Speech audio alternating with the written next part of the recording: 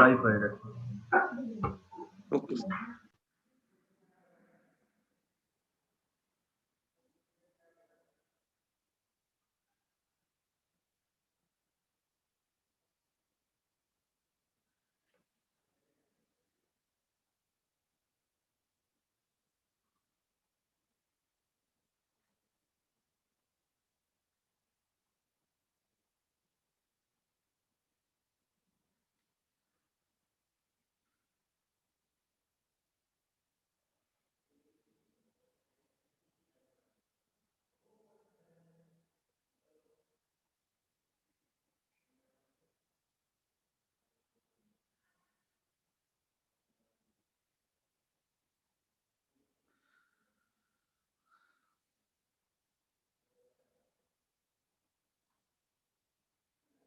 Good morning, everybody. Good morning, sir. Good morning, sir. Good morning, sir.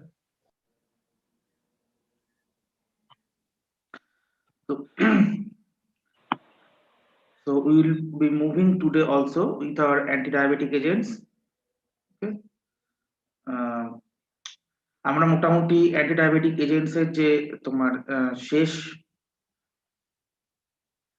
পর্যায়ের যে তোমার যে পোর্শন যেটা অর্থাৎ স্ট্রাকচার অ্যাক্টিভিটি রিলেশনশিপ আমরা মোটামুটি সেই অবধি পৌঁছে গেছি। ঠিক আছে, কালকে আমরা আলোচনা করছিলাম হচ্ছে যে স্ট্রাকচারের সাথে যে অ্যাক্টিভিটি রিলেশনশিপ, ওকে, স্ট্রাকচারের সাথে যে অ্যাক্টিভিটি রিলেশনশিপ এটা আমরা কেমন করে ইন্টারপ্রিট করতে পারি, অর্থাৎ আমরা যখন মেডিসিনাল কেমিস্ট্রিতে আমরা পড়ি যে স্ট্রাকচারের সাথে অ্যাক্টিভিটি রিলেশনশিপ এরকম হয়, তখন সেটা কেমন ভাবে রিলেশন করতে পারি তার জন্য কালকে আমি একটা বেসিক স্লাইড নিয়েছিলাম।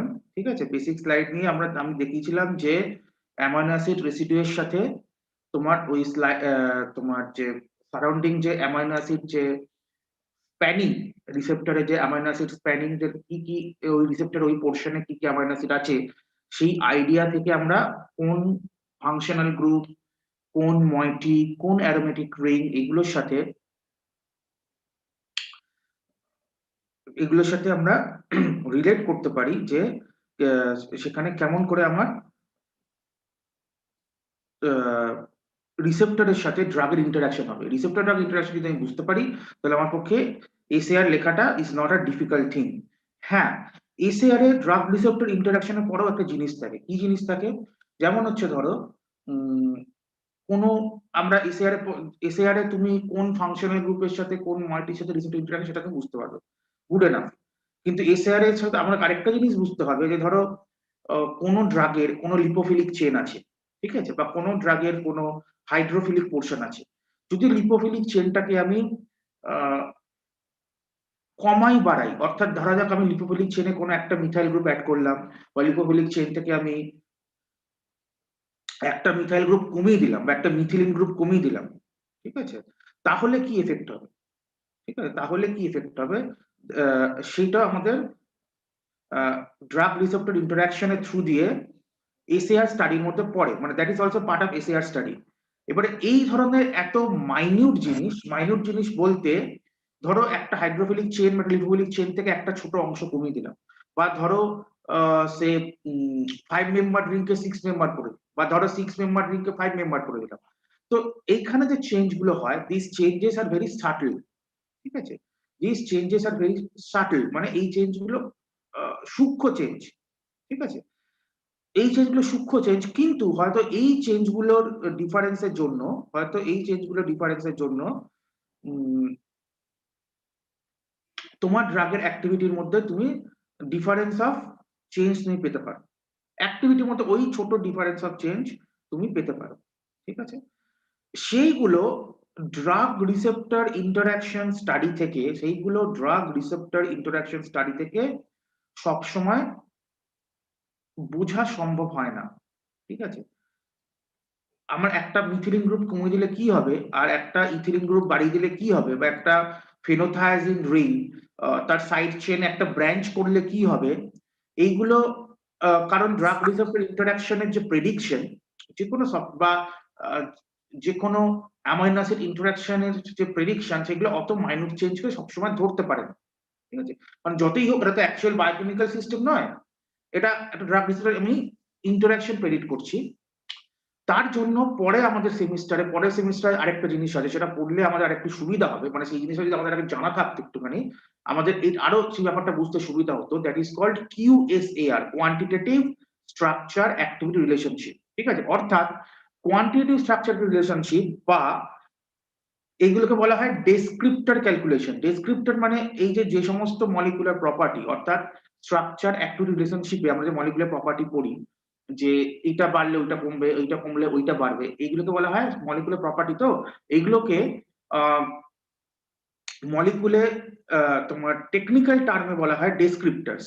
ওকে, মানে ডেসক্রিপ্টরস মানে সেই সকল মলিকুলার প্রপার্টি বা সেই সকল ফিজিওকেমিক্যাল প্রপার্টি যেগুলো একটা ড্রাগের সাথে রিসেপ্টরের বাইন্ডিং কে গভর্ন করে, বা ইন আদার ওয়ার্ডস ড্রাগের অ্যাক্টিভিটিকে গভর্ন করে। যেমন ধরো লিপোফিলিসিটি, এটা একটা ডেসক্রিপ্টর, অর্থাৎ এটা মলিকুলার লিপোফিলিসিটি বলে দেবে এই রিসেপ্টরের সাথে কতটা বাইন্ড করতে হবে। বা lipophilicity in other words also governs activity by promoting its absorption. অর্থাৎ লিপোফিলিসিটি যে শুধু ড্রাগের রিসেপ্টরের বাইন্ডিং বাড়াবে বা হাইড্রোফোবিক ইন্টারেস্ট তা না, ওটা ড্রাগের অ্যাবজর্পশনকেও প্রমোট করবে। এবার ড্রাগের অ্যাবজর্পশন যদি বাড়ে, তার মানে প্রতি অ্যামাউন্ট অফ টাইমে বেশি ড্রাগ রিসেপ্টরে পৌঁছাচ্ছে, ঠিক আছে? প্রতি অ্যামাউন্ট অফ টাইমে বেশি ড্রাগ রিসেপ্টরে পৌঁছাচ্ছে, তার মানে ইনডাইরেক্টলি প্রতি অ্যামাউন্ট অফ টাইমে বেশি ড্রাগ রিসেপ্টরের সাথে বাইন্ড করছে, ঠিক আছে? তো এই জিনিসগুলোকে শুধুমাত্র ড্রাগ রিসেপ্টর ইন্টারাকশন স্টাডি করে ধরা যায় না, তার জন্য একটু কিউএসআর বা ডেসক্রিপ্টর ক্যালকুলেশন এগুলো হেল্প নিতে হয়। Once you learn the thing, ওইটা যদি আরেকটু বুঝে না, মানে ওটা যদি শিখে নাও, তাহলে তোমার এই জিনিসগুলো প্রেডিক্ট করা আরো ইজি হয়ে যাবে।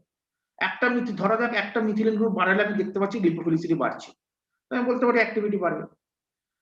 আবার একটা ধরো অ্যারোমেটিক রিং সরিয়ে দিলে আমি দেখতে পাচ্ছি যে তোমার লিপোফিলিসিটি খুব কমে গেল, তার মানে অ্যাবজর্পশন খুব কমে যাবে, তার মানে বেশি অ্যামাউন্ট অফ ড্রাগ রিসেপ্টরে পৌঁছাবেই না, ব্লাডের থ্রু দিয়ে রিসেপ্টরে যাবেই না, এই অ্যাক্টিভিটি কমে গেল। তো এই জিনিসগুলো if you learn the thing it will be easy to calculate for you.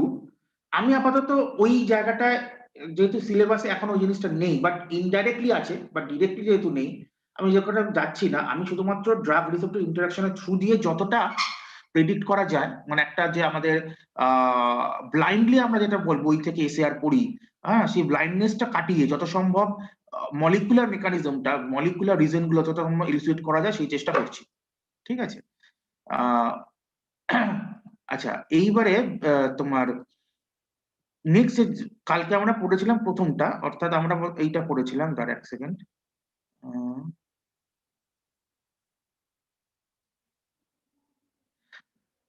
আমরা সালফোনিল ইউরিয়া পড়েছিলাম, right? So first let me do the screen share. Share screen. Okay. I think now you can see my slide. So yesterday we were discussing this thing, sulfonyl urea SAR through drug receptor interaction, right? Sulfonyl urea SAR টা আমরা কালকে করছিলাম। আচ্ছা, তো what we will do today, এইটার পরে আমরা আজকে যেটা করব সেটা হচ্ছে থায়াজোলিডিন ডাইন। কি করব? থায়াজোলিডিন ডাইনের এসএআরটা লজিক্যালি বোঝার চেষ্টা করব যে এই রকম স্ট্রাকচারের সাথে অ্যাকচুয়ালি এসএআরটার কি মিল আছে। দেখো, আমি এই একটা স্লাইডে থায়াজোলিডিন ডাইন এই ক্লাসের ড্রাগগুলো মোটামুটি সামারাইজ করেছি, ঠিক আছে? আমি যদি ধরো এসএআর আমি লিখি, লজিক্যালি যদি লিখি, নট ব্লাইন্ডলি বই যেরকম লেখা আছে ওটা বাড়া ওটা কমা ওটা বাড়লে, তুমি লজিক্যালি লিখি। নাও গো থ্রু দিস স্লাইড। এই স্লাইডে দেখো সিগ্লিটাজোন, ডার্গ্লিটাজোন, এনগ্লিটাজোন, রসিগ্লিটাজোন, পায়োগ্লিটাজোন, ট্রোগ্লিটাজোন। এর মধ্যে রসিগ্লিটাজোন, পায়োগ্লিটাজোন, ট্রোগ্লিটাজোন এগুলো ডিরেক্টলি আমাদের সিলেবাসে আছে, আর এগুলো আমি লিখেছি তোমার আরো কিছু ডাইভার্সিফিকেশন নিয়ে আসার জন্য, যাতে আমাদের এসিআর বোঝাটা ইজি হয়। তো নাও ইউ ক্যান সি থায়াজোলিডিন ডাইন। এখন পিওরলি আমরা কেমিস্ট্রি দিয়ে এসিআর বুঝছি, পিওরলি কেমিস্ট্রি দিয়ে, মেকানিজম দিয়ে এসিআর বুঝছি, যাতে আমাদের আরো বেশি আমরা কনসেপ্টটাকে ক্লিয়ার হতে পারি। নাও ইউ সি সবকটার মধ্যে কি কমন আছে? থায়াজোলিডিন ডাইন। এই এটা এই গ্রুপটা হচ্ছে থায়াজোল, ঠিক আছে, এস 5 মেম্বার রিং, এখানে একটা সালফার, তার 3 পজিশনে নাইট্রোজেন, থায়াজোল, ঠিক আছে। এবার যদি এখানে দুটো ডাবল বন্ড থাকতো থায়াজোল হতো, ডাবল বন্ড নেই তার জন্য থায়াজোলিডিন, এবং এখানে দুটো কিটোন আছে তার জন্য Dion, থায়াজোলিডিন Dion. Now you C, এই থায়াজোলিডিন ডাইওন বাদ দিয়ে যে বাকি অংশটা, এই অংশটা স্ট্রাকচার যদি আমি মোটামুটি তোমার স্টিরিওকেমিক্যালি দেখি, মোটামুটি স্টিরিওকেমিক্যালি দেখি, বা বায়ো আইসোস্টিয়ারিক কনসেপ্ট দিয়ে দেখি, তাদের মধ্যে একটা সিমিলারিটি আছে। কি সিমিলারিটি আছে? প্রথম কথা দেখো, থায়াজোলিডিন ডাইওনের পরেই একটা CH2 একটা অ্যারোমেটিক রিং রয়েছে, দেখো মোটামুটি ভাবে CH2 aromatic ring, CH2 aromatic ring. পাইগ্লুটাজেনও দেখো CH2 অ্যারোমেটিক রিং, ঠিক আছে। CH2 অ্যারোমেটিক, এখানে ট্রোগ্লুটাজেনও দেখো CH2 অ্যারোমেটিক রিং, রসিগ্লুটাজেনও CH2 অ্যারোমেটিক রিং, ঠিক আছে।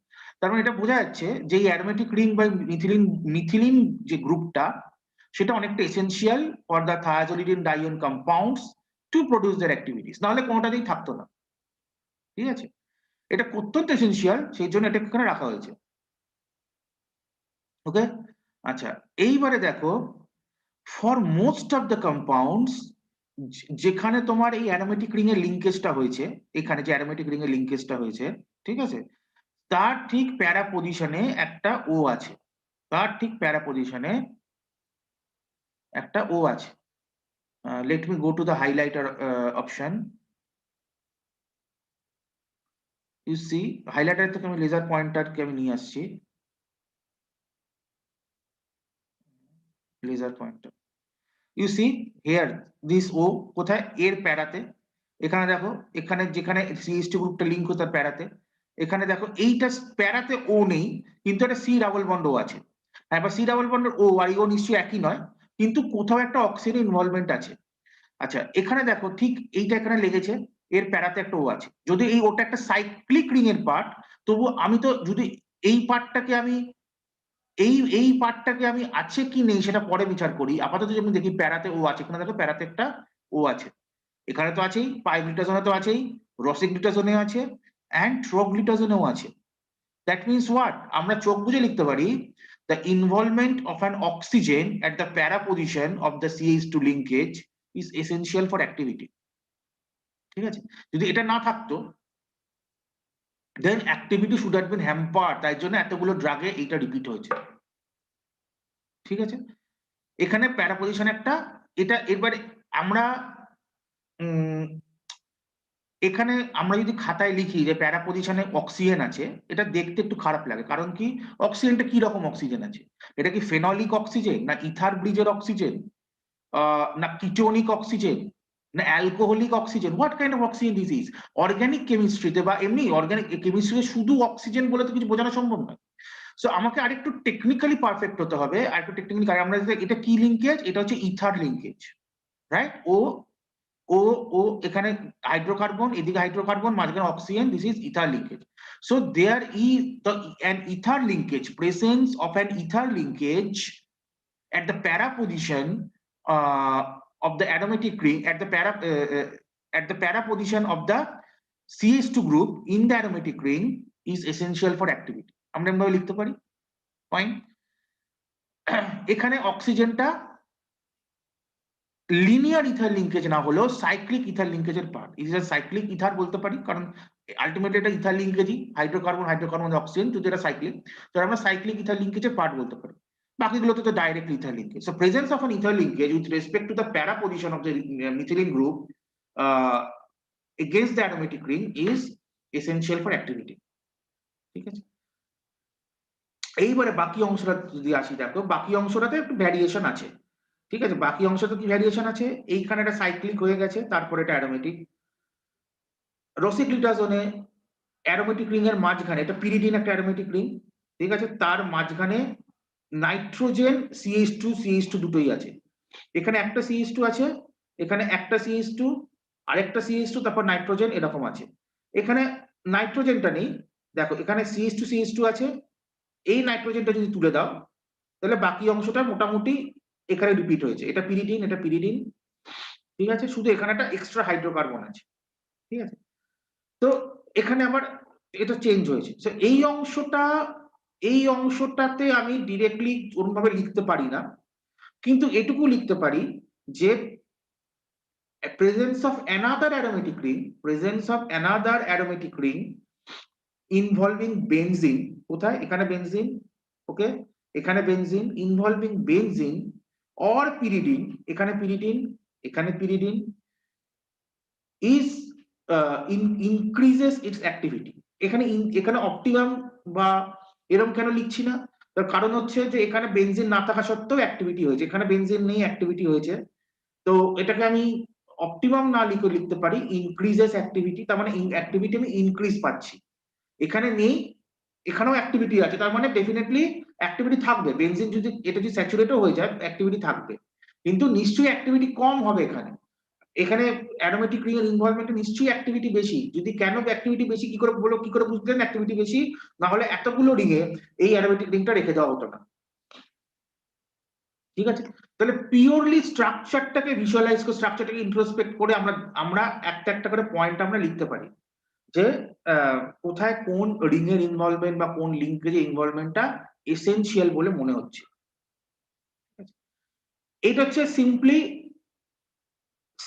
মানে সিম্পল ল্যাঙ্গুয়েজে এসএআর লেখা। এখন এবার যদি আমাকে কনসেপ্ট ওয়াইজ আসতে হয় যে কেন এই অ্যারোমেটিক রিং, কেন এই অক্সিজেন, বা কেন এই এক্সট্রা নাইট্রোজেন, বা এখানে এখানে ধর একটা এক্সট্রা, এই যে এখানে সাইক্লিক ইথার লিঙ্কেজটা করেছি, এখানে সাইক্লিক ইথার লিঙ্কেজটা লিনিয়ার ইথার লিঙ্কেজের পর আবার সাইক্লিক ইথারটা নিয়ে এসেছি, ঠিক আছে, তারপরে অ্যারোমেটিক বসিয়েছি। তো কেন এগুলো দরকার, তার জন্য আমাদের ড্রাগ রিসোর্টের ইন্ট্রোডাকশনটা একটু বুঝলে আমরা সেটা আরো এক্সপ্লিসিটলি, আরো প্রাঞ্জল ভাবে লিখতে পারবো।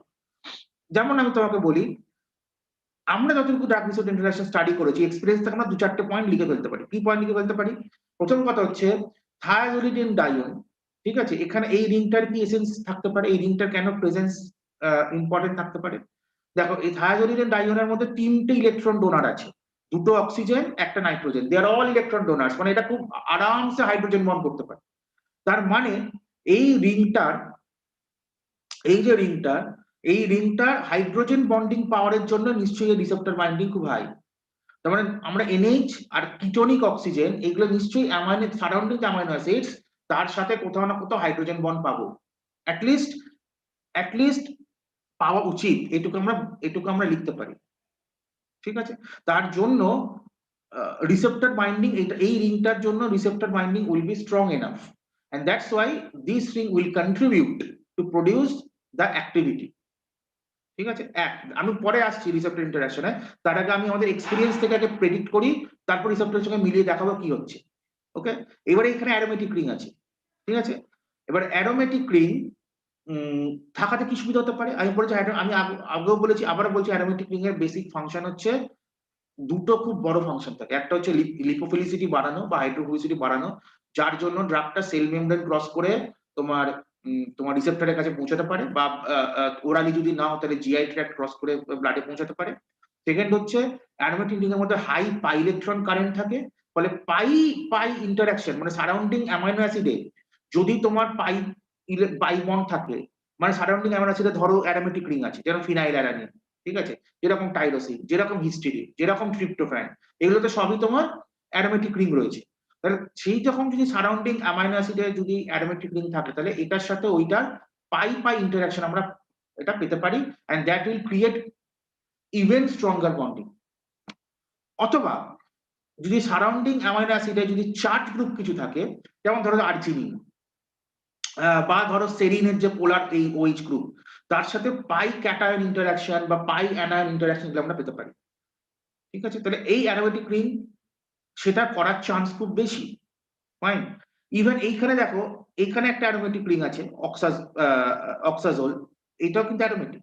এই অ্যারোমেটিক রিং এর বৈশিষ্ট্য কি? এর মধ্যে ইলেকট্রন ডোনার্সও আছে, এর মধ্যে পাই ক্লাউডও আছে। তার মানে pi pi interaction as well as hydrogen bonding both should be contributed from this ring.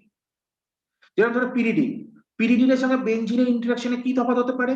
Pyridine benzene pi pi interaction করছে, পিরিডিনও কিন্তু পাই পাই ইন্টারঅ্যাকশন করতে পারে because of the presence of pi cloud, plus it has another extra electron donor of as nitrogen, so these nitrogen can reinforce the hydrogen bonding with the surrounding amino acids.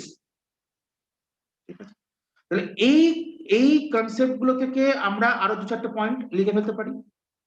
Now come to the actual receptor interaction picture.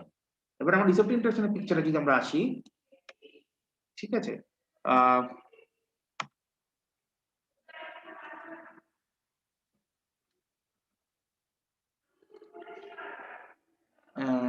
হ্যাঁ এখানে now you see here in this slide, এটা একটা থায়াজোলিডিন Dion ring. দেখো এটা একটা, এটা এখানে sulphur আছে, এখানে নাইট্রোজেন আছে, ঠিক আছে, সালফার নাইট্রোজেন আছে, দুটো কিটোন আছে, তো দিস ইজ থায়াজোলিডিন ডাইওন। ওকে, এটা তোমার সেই অ্যারোমেটিক রিংটা। এরপরে নাইট্রোজেন আছে, আবার এখানে অ্যারোমেটিক রিং, নাইট্রোজেন, আবার অ্যারোমেটিক রিং রিপিট আছে। So let's see our bonding interaction, what we have predicted, how much it is overlapping here. এই দেখো এখানে এই যে দুটো, এবার এইখানে ইন্টারাকশনের কালার কোডিং গুলো দেওয়া আছে, মানে কোন কালার কোডিংটা কোন ইন্টারাকশন বোঝাচ্ছে। গ্রিন যেটা একদম ডার্ক গ্রিন, সেটা হাইড্রোজেন বন্ডিং কে হাইড্রোজেন বন্ডিং কে ইন্ডিকেট করছে, ঠিক আছে। আর তোমার এই যে এই কালারটা পিঙ্ক কালার বা যেটাই বলো, ঠিক আছে, এইটা তোমার ইন্টারাক্ট করছে হচ্ছে পাই পাই ইন্টারাকশন, ঠিক আছে, এটা ইন্ডিকেট করছে হচ্ছে পাই পাই ইন্টারাকশন, ঠিক আছে। এর থেকে একটু লাইটার যেটা, মানে এটা অ্যাকচুয়ালি পিঙ্ক, এটা অ্যাকচুয়ালি ভায়োলেট, মানে লাইট পিঙ্ক ভায়োলেট এরকম ব্যাপার, এইটা ইন্ডিকেট করছে হচ্ছে তোমার পাই সিগমা বা পাই অ্যানায়ন এইরকম ইন্টারাকশন, ঠিক আছে, পাই পাই সিগমা বা পাই অ্যানায়ন এরকম ইন্টারাকশন, ঠিক আছে। আচ্ছা, এইবারে এই যে ইয়েলো বা এই যে লাইট অরেঞ্জ যেগুলো, সেগুলো পাই সালফার বা পাই ক্যাটায়ন বা পাই অ্যানায়ন এইরকম ইন্টারাকশনকে রিপ্রেজেন্ট করছে, ঠিক আছে। তাহলে আমি মোটামুটি কালার কোডিং গুলো বুঝলাম। আরেকটা কালার কোডিং হচ্ছে তোমার এইরকম একদম লাইট ব্লু, মানে একদম আকাশি কালার যেটা, সেটা কার্বন হাইড্রোজেন বন্ডকে রিপ্রেজেন্ট করছে। এবার কার্বন হাইড্রোজেন বন্ড মানে উইক মানে kind of weak van der Waals force. Carbon আর হাইড্রোজেনের তো কনভেনশনাল হাইড্রোজেন বন্ড হয় না, কারণ carbon it is not that much of electron donor. এটা হচ্ছে in between and van der Waals and in between hydrogen বন্ডের মাঝামাঝি একটা বন্ড। ওকে, এইবার এটা যদি ফলো করে এবার তুমি এটা দেখো, এখানে দেখো কিটোন, দুটো কিটোন আমি যেরকম বলেছিলাম electron donors and they are reinforcing the hydrogen bonds. কার সাথে? দেখো এখানে একটা সেরিন আছে, এখানে একটা হিস্টিডিন আছে, এদের সাথে হাইড্রোজেন বন্ড করছে। আমার পক্ষে মনে রাখা সম্ভব নয় কোথায় সেরিন আছে কোথায় হিস্টিডিন, এগুলো ছবি না দেখে কোথাও মনে রাখা সম্ভব নয়, দরকার নেই। আমার এসএআর এ কোন অ্যামাইনো অ্যাসিডের সাথে করছে আমার অ্যামাইনো অ্যাসিডের নাম লেখা দরকার নেই, কিন্তু কনসেপ্ট আই ক্যান রাইট। এখানে সেরিনের জায়গায় যদি অন্য কোনো পোলার অ্যামাইনো অ্যাসিড থাকতো তার সঙ্গে কিন্তু হাইড্রোজেন বন্ড করতো, বা এখানে হিস্টিডিনের জায়গায় যদি অন্য কোনো পোলার অ্যামিনো অ্যাসিড থাকতো তার সাথে কিন্তু হাইড্রোজেন বন্ড করতো। আমার এই কনসেপ্টটা দরকার যে আমার কিটোন গ্রুপটা সারাউন্ডিং যদি কোনো পোলার অ্যামিনো অ্যাসিড থাকে তার সাথে হাইড্রোজেন বন্ড করতে সক্ষম। It is enough for your SAR from the drug structure perspective. ড্রাগের স্ট্রাকচারের দিক থেকে this concept is good enough. এবার পাশে সেরিন আছে না হিস্টিডিন আছে না আর্জিনিন আছে না ফিনাইলঅ্যালানিন আছে, এটা তো মনে রাখা সম্ভব না, and this is not required at all. What I want to make you understand the concept from the structural bits of the structure, মানে of the chemical structure. Okay, তো দেখো এখানে দুটো হাইড্রোজেন বন্ড আমি যেরকম বলেছিলাম হলো, খুব ভালো কথা। এখন এইখানে অ্যাসপার্টিক অ্যাসিড আছে। Aspartic acid is a highly polar acid, কারণ অ্যাসপার্টিক অ্যাসিডের মধ্যে একটা এক্সট্রা সিওওএইচ গ্রুপ থাকে যেটা আয়নাইজ করে, ঠিক আছে। তাহলে এখানে একটা হাইলি অ্যানায়নিক অ্যামাইনো অ্যাসিড আছে, মানে আয়নাইজ করে সিওও মাইনাস হয়, তো এখানে একটা হাইলি অ্যানায়নিক অ্যামাইনো অ্যাসিড আছে। অ্যানায়নিক অ্যাসিড কি করবে? অ্যাকচুয়ালি থায়াজোলিডিন ডাইওন, ঠিক আছে, থায়াজোলিডিন ডাইওন, এই যে ডাবল কিটোনের যে ডাবল বন্ড আছে, এই যে কিটোনের ডাবল বন্ড, এটা কিছুটা এর মধ্যে কিটোএনল টটোমারিজমে পার্টিসিপেট করে রিং এর মধ্যে, ফলে রিং এর মধ্যে একটা পাই ক্লাউড তৈরি করে।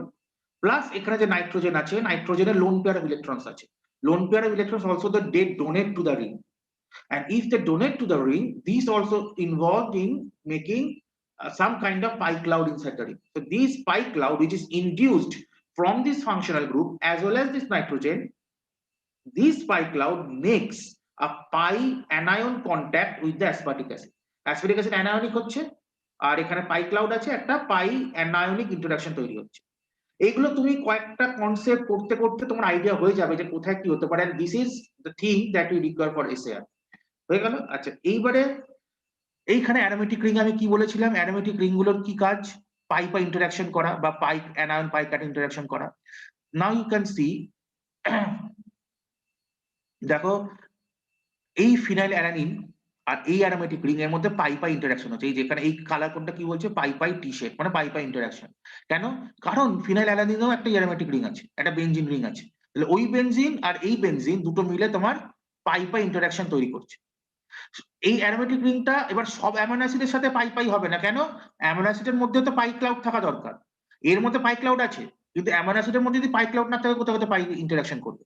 সো যে সকল অ্যামাইনো অ্যাসিডের মধ্যে পাই ক্লাউড আছে, সেই সকল অ্যামাইনো অ্যাসিডের সাথে এর পাই পাই ইন্টারাকশন করার চান্স হয়। আমি ওই জন্য কালকে বলছিলাম একটু অ্যামাইনো অ্যাসিডের চ্যাপ্টারটা জাস্ট একটু গো থ্রু করো, অ্যামাইনো অ্যাসিডের স্ট্রাকচার গুলো একবার চোখ বুলিয়ে নাও, যে কোনটা অ্যামাইনো অ্যাসিডের কোন স্ট্রাকচার প্লাস কোনটা পোলার কোনটা নন পোলার, তাহলে তোমার এগুলো বোঝাটা আর ইজি হয়ে যাবে।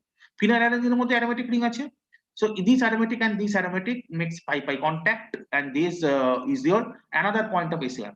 Why? Because this aromatic ring now contributes more to this activity. ঠিক আছে? এর সারাউন্ডিং এ সে অর্থে কোনো অ্যামাইনো অ্যাসিড নেই, ফলে ডিরেক্টলি পাই-পাই ইন্টারাকশন এখানে হচ্ছে না। ওকে, বাট লিউসিনের মধ্যে, লিউসিন হচ্ছে একটা হাইলি হাইড্রোফোবিক অ্যামাইনো অ্যাসিড, তাই পাই পাই কার্বন ইন্টারাকশন বা আরো ভালোভাবে বলা হলো পাই সিগমা ইন্টারাকশন, ঠিক আছে, এইগুলো অনেকটা লিউসিনের ক্ষেত্রে দেখা যায়। এই যে যেমন আইসোলিউসিন, আইসোলিউসিন হাইড্রোফোবিক গ্রুপ আছে। হাইড্রোফোবিক গ্রুপ মানে এখানে কোনো অ্যাজ পাই ক্লাউড নেই, কিন্তু এখানে কার্বন যেহেতু hydrophobic, lot of sigma bonds involvement are there, so there is possibility that this aromatic ring will reinforce pi sigma interaction with this amino acid, ঠিক আছে। আর এগুলো যেগুলো আছে, ধর হিস্টিডিন, হিস্টিডিন হচ্ছে মানে হিস্টিডিন হচ্ছে প্রোটোনেটেড অ্যামাইনো অ্যাসিড, মানে হিস্টিডিনের মধ্যে থাকে বিটা ইমিডাজোলাইল ইথাইলামিন, মানে ইমিডাজোল রিং থাকে। ইমিডাজোল রিং যখনই বডির মধ্যে যায়, তখন ইমিডাজোল কি আছে, দুটো নাইট্রোজেন, নাইট্রোজেন দুটো প্রোটন টেনে নেয়। ফলে কি হয়, ইউজুয়ালি ইমিডাজোল রিং বডির মধ্যে প্রোটোনেটেড স্টেটে থাকে। ওকে, তারপরে এখানে একটা ক্যাটায়নিক চার্জ হিস্টিডিনে পাওয়া যায়, কারণ নাইট্রোজেন ওখানে প্রোটনকে টানছে, nitrogen is a highly electron donor. তাহলে ওই যে ক্যাটায়নিক চার্জ, তার সঙ্গে এইখানে অ্যারোমেটিক রিং পাই ক্যাটায়নিক একটা ইন্টারাকশন হওয়ার চান্স আছে, ঠিক আছে। এইগুলো খুব স্ট্রং নয়, কিন্তু হয়। And all these things may contribute this pi-pi or pi-sigma interaction, they are conventional hydrogen bonding, ঠিক আছে। এই যে ইন্টারাকশন, এই ইন্টারাকশন গুলো কিন্তু তোমার এসএআর মানে তোমার ড্রাগের যে স্ট্রাকচারের সাথে অ্যাক্টিভিটি রিলেশনশিপ, এগুলোকে রিইনফোর্স করে। তাহলে এরকম ভাবে তুমি যে স্ট্রাকচার, আমি স্লাইডে এগুলো দিয়ে দিয়েছি, if you look at the structure like this, just logically যদি তুমি ভাবো, তাহলে তোমার ড্রাগের স্ট্রাকচার থেকে নিজেই কিছুটা প্রেডিক্ট করতে পারবে যে কোন পোর্শন গুলো তোমার অ্যাক্টিভিটির জন্য অধিকতর রেসপন্সিবল, কোন পোর্শন গুলোকে কিভাবে চেঞ্জ করলে অ্যাক্টিভিটি কিরকম চেঞ্জ হতে পারে। ফর এক্সাম্পল, আমি যদি এখানে একটা পিরিডিন নিয়ে আসি, ধরো এইখানে একটা অ্যারোমেটিক লিঙ্ককে চেঞ্জ করে পিরিডিন নিয়ে এলাম, তাহলে পিরিডিনে কি হবে বলতো। পিরিডিনের প্রথম কথা হচ্ছে, পিরিডিনে নাইট্রোজেন থাকার জন্য ওখানে একটা অ্যাডিশনাল হাইড্রোজেন বন্ড তৈরি করার পসিবিলিটি চলে আসবে। Plus if you remember the basic organic chemistry, পিরিডিনে যে নাইট্রোজেনের যে lone pair of electrons that is donated towards this ring, পিরিডিনে নাইট্রোজেন লোন পেয়ার কিন্তু রিং এর মধ্যে কিছুটা পার্টিসিপেট করে, ফলে রিং এর পাই ক্লাউডটা বেড়ে যাবে। পাই ক্লাউডটা বেড়ে যাওয়ার ফলে এই যে ফোর্স অফ ইন্টারাকশন, এগুলো আরো একটু জোরদার হতে পারে, ঠিক আছে। ফলে পিরিডিন যখন আমি নিয়ে আসবো, কি হাইড্রোজেন বন্ডিং, কি পাই পাই ইন্টারাকশন, এগুলো হওয়ার চান্স আরো বেড়ে যায়। তার জন্য দেখবে প্রচুর ড্রাগে বেনজিনের জায়গায় যদি পিরিডিন দিয়ে সাবস্টিটিউশন করা হয়, তাহলে অ্যাক্টিভিটি ইমপ্রুভ করে। কেন কেন বেনজিনের জায়গায় পিরিডিনের অ্যাক্টিভিটি ইমপ্রুভ করবে? বেনজিন আর পিরিডিনের ডিফারেন্স কি আছে? ডিফারেন্স, প্রথম কথা হচ্ছে অ্যাক্টিভিটি কেন রিটেইন করবে, অ্যাক্টিভিটি কেন চলে গেল না, আর অ্যাক্টিভিটি রিটেইন করার পর কেন অ্যাক্টিভিটি বাড়লো। অ্যাক্টিভিটি কেন চলে গেল না? কারণ যে দুটোর সিমিলার ইলেকট্রনিক কনফিগারেশন, বেনজিন আর পিরিডিনের দুটো অলমোস্ট সিমিলার ইলেকট্রনিক কনফিগারেশন, সেই 6 member ring, aromatic ring, Huckel's ল্যান্ডমোরিজ ফলো করছে, হ্যাঁ, একই রকম ring current. So they will have similar kind of electronic configuration, say they will fit on the same pocket, inside the same pocket of the receptor, so it is likely that they will produce similar kind of activity. এবার পিরিডিনের activity improve কেন হতে পারে? Because of the extra hydrogen bonding reinforced by the nitrogen of the pyridine, as well as the sharing of the lone pair of electrons by the nitrogen towards the ring, and thenceforth improving the ring current, and that this improvement of ring current will improve the pi interaction or pi cation interaction or pi anion interaction with the surrounding amino acids. বুঝা? তাহলে বইতে যে লেখা থাকে period দিয়ে দিলাম activity বেড়ে গেল। হ্যাঁ, এই জায়গাগুলো কেন হচ্ছে আমরা এইগুলো যদি অ্যানালাইজ করে আমরা এগুলো বুঝতে পারবো। ঠিক আছে, আচ্ছা নেক্সট এইটা হচ্ছে তোমার, হ্যাঁ বলো একবার। IJGY মানে আই, ও আচ্ছা আচ্ছা আচ্ছা, এইটা দেখা দরকার নেই, এটা দেখা দরকার নেই। আর এটা অ্যাকচুয়ালি এটা পেপার তো, IJGY হচ্ছে এই প্রোটিনটার একটা কোড। মানে এই প্রোটিনটা যেখান থেকে প্রোটিনের স্ট্রাকচার তো বিভিন্ন ডেটাবেস থেকে নামানো হয়। ঠিক আছে, মানে আমরা তো প্রোটিনের স্ট্রাকচার হাতে ড্র করতে পারি না, প্রোটিনের স্ট্রাকচার ডেটাবেসে দেওয়া আছে। ঠিক আছে, এই যে রিসেপ্টর, এটা একটা প্রোটিন, এটা একটা ডেটাবেস থেকে নামানো হয়েছে। এবার ডেটাবেস থেকে একটা স্ট্রাকচারকে খুঁজে কি করে? প্রত্যেকটা প্রোটিন স্ট্রাকচারের 4 ডিজিট কোড হয়। ঠিক আছে, প্রত্যেকটা প্রোটিন স্ট্রাকচারের 4 ডিজিট কোড হয়। প্রথমটা হয় একটা নাম্বার, আর পরে তিনটে নাম্বার বা লেটার সব হতে পারে।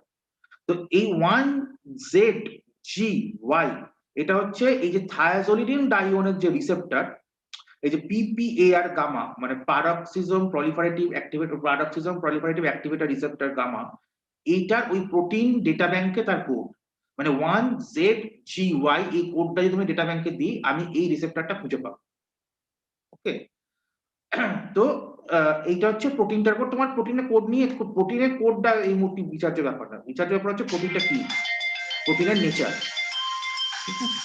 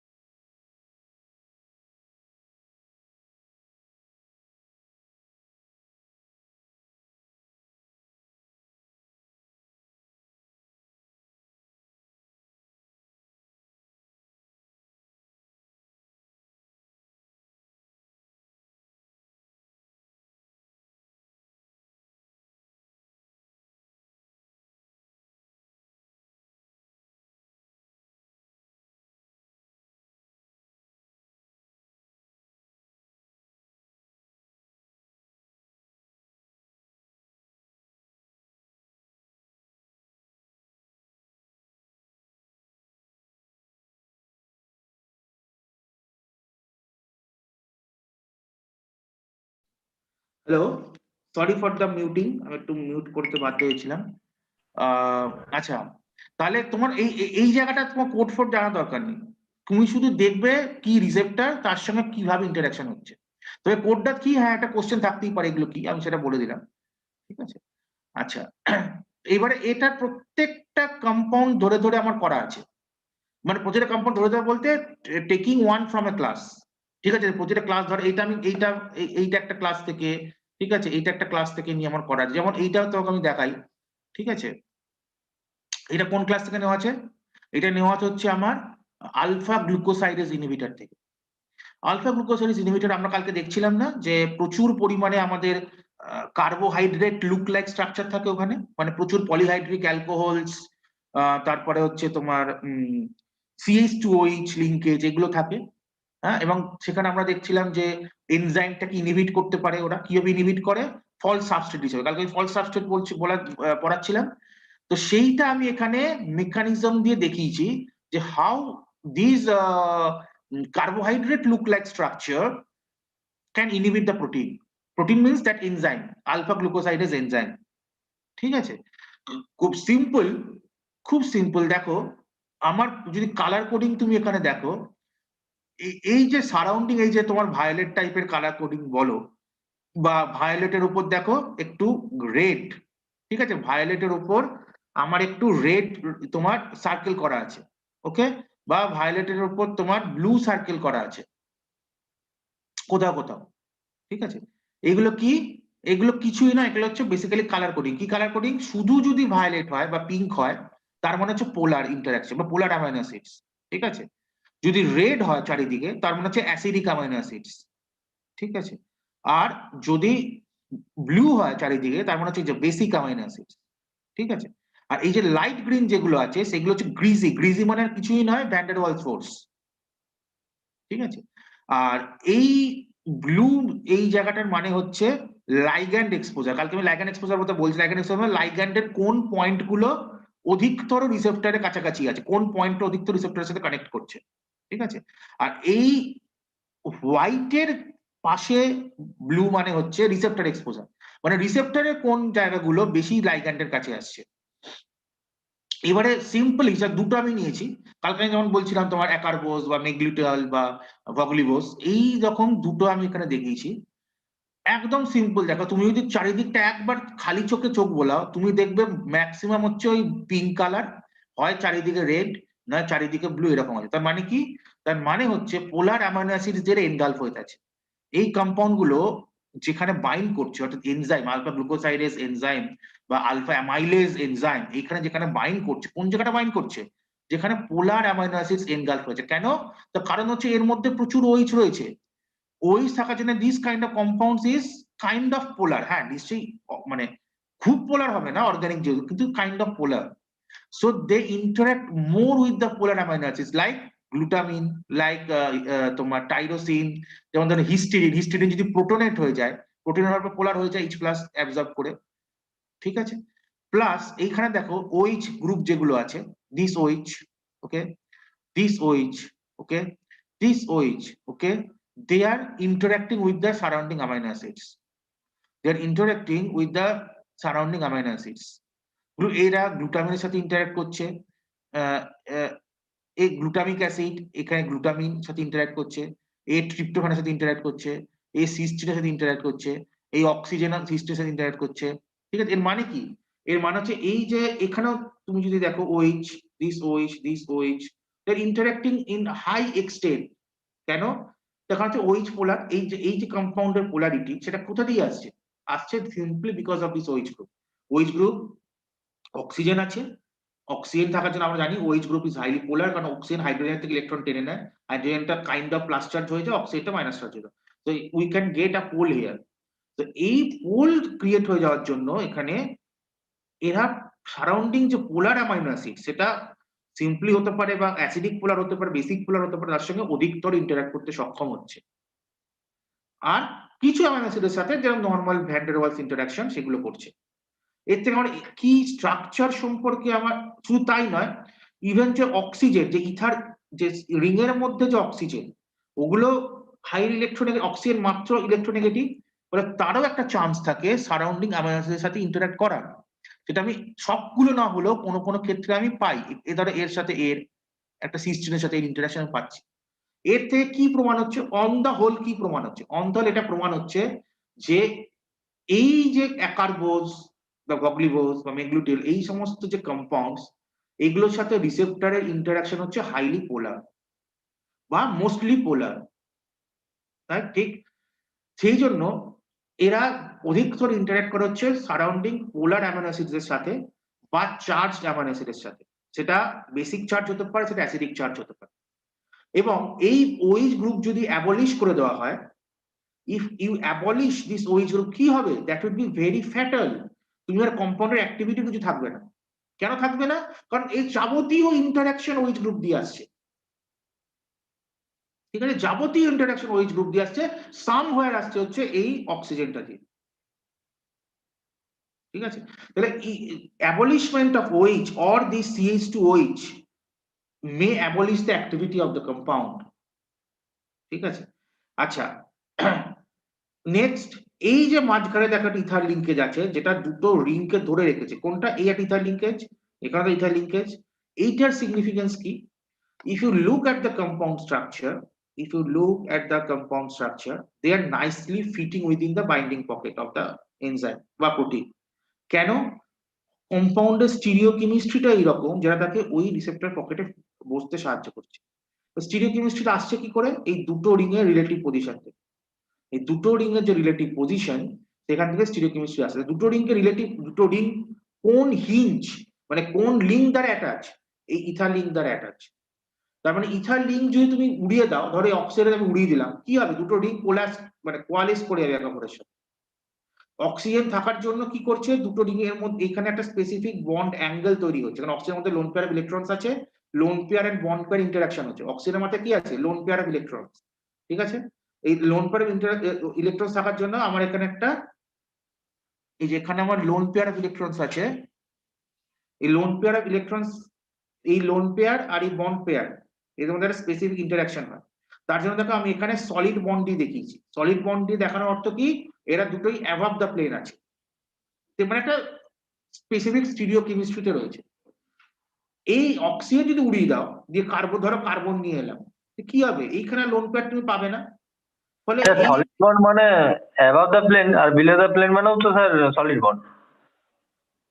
মানে solid bond above the plane মানে হচ্ছে, বলতে চাইছি যে হ্যাঁ সলিড, দেখো কোনোটা কোনো বন্ডই লিকুইড তো নয় যে সলিড লিকুইড আলাদা করছে, ওরকম নয় ব্যাপারটা।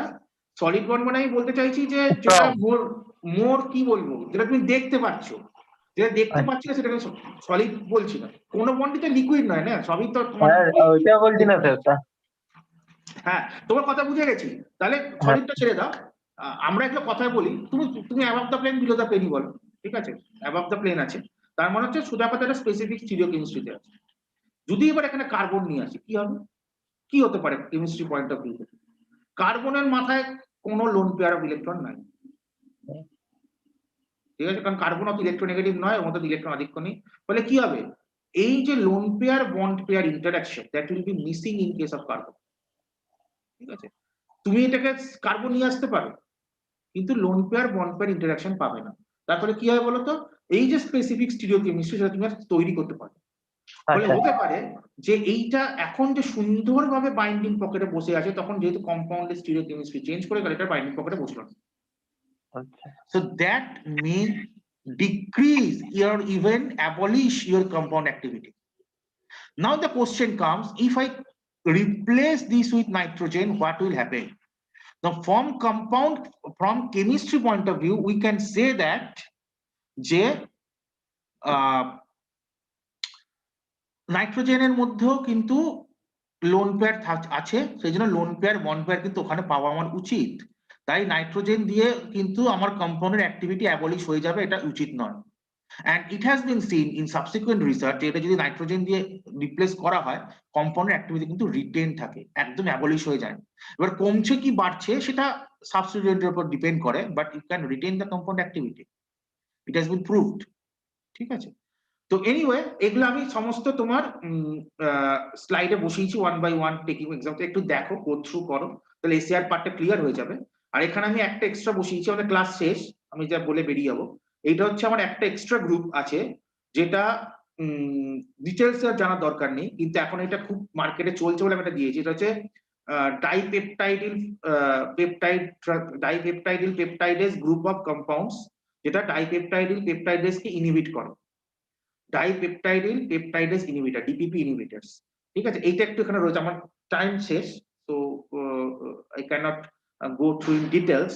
আমি শুধু একটাই শুধু বলে বেরিয়ে যাই, মার্কেটে দেখবো অনেক গ্লিপটিনস গ্রুপ অফ কম্পাউন্ড চলে, সিটাগ্লিপটিন, ভিলটাগ্লিপটিন, রোসোগ্লিপটিনস।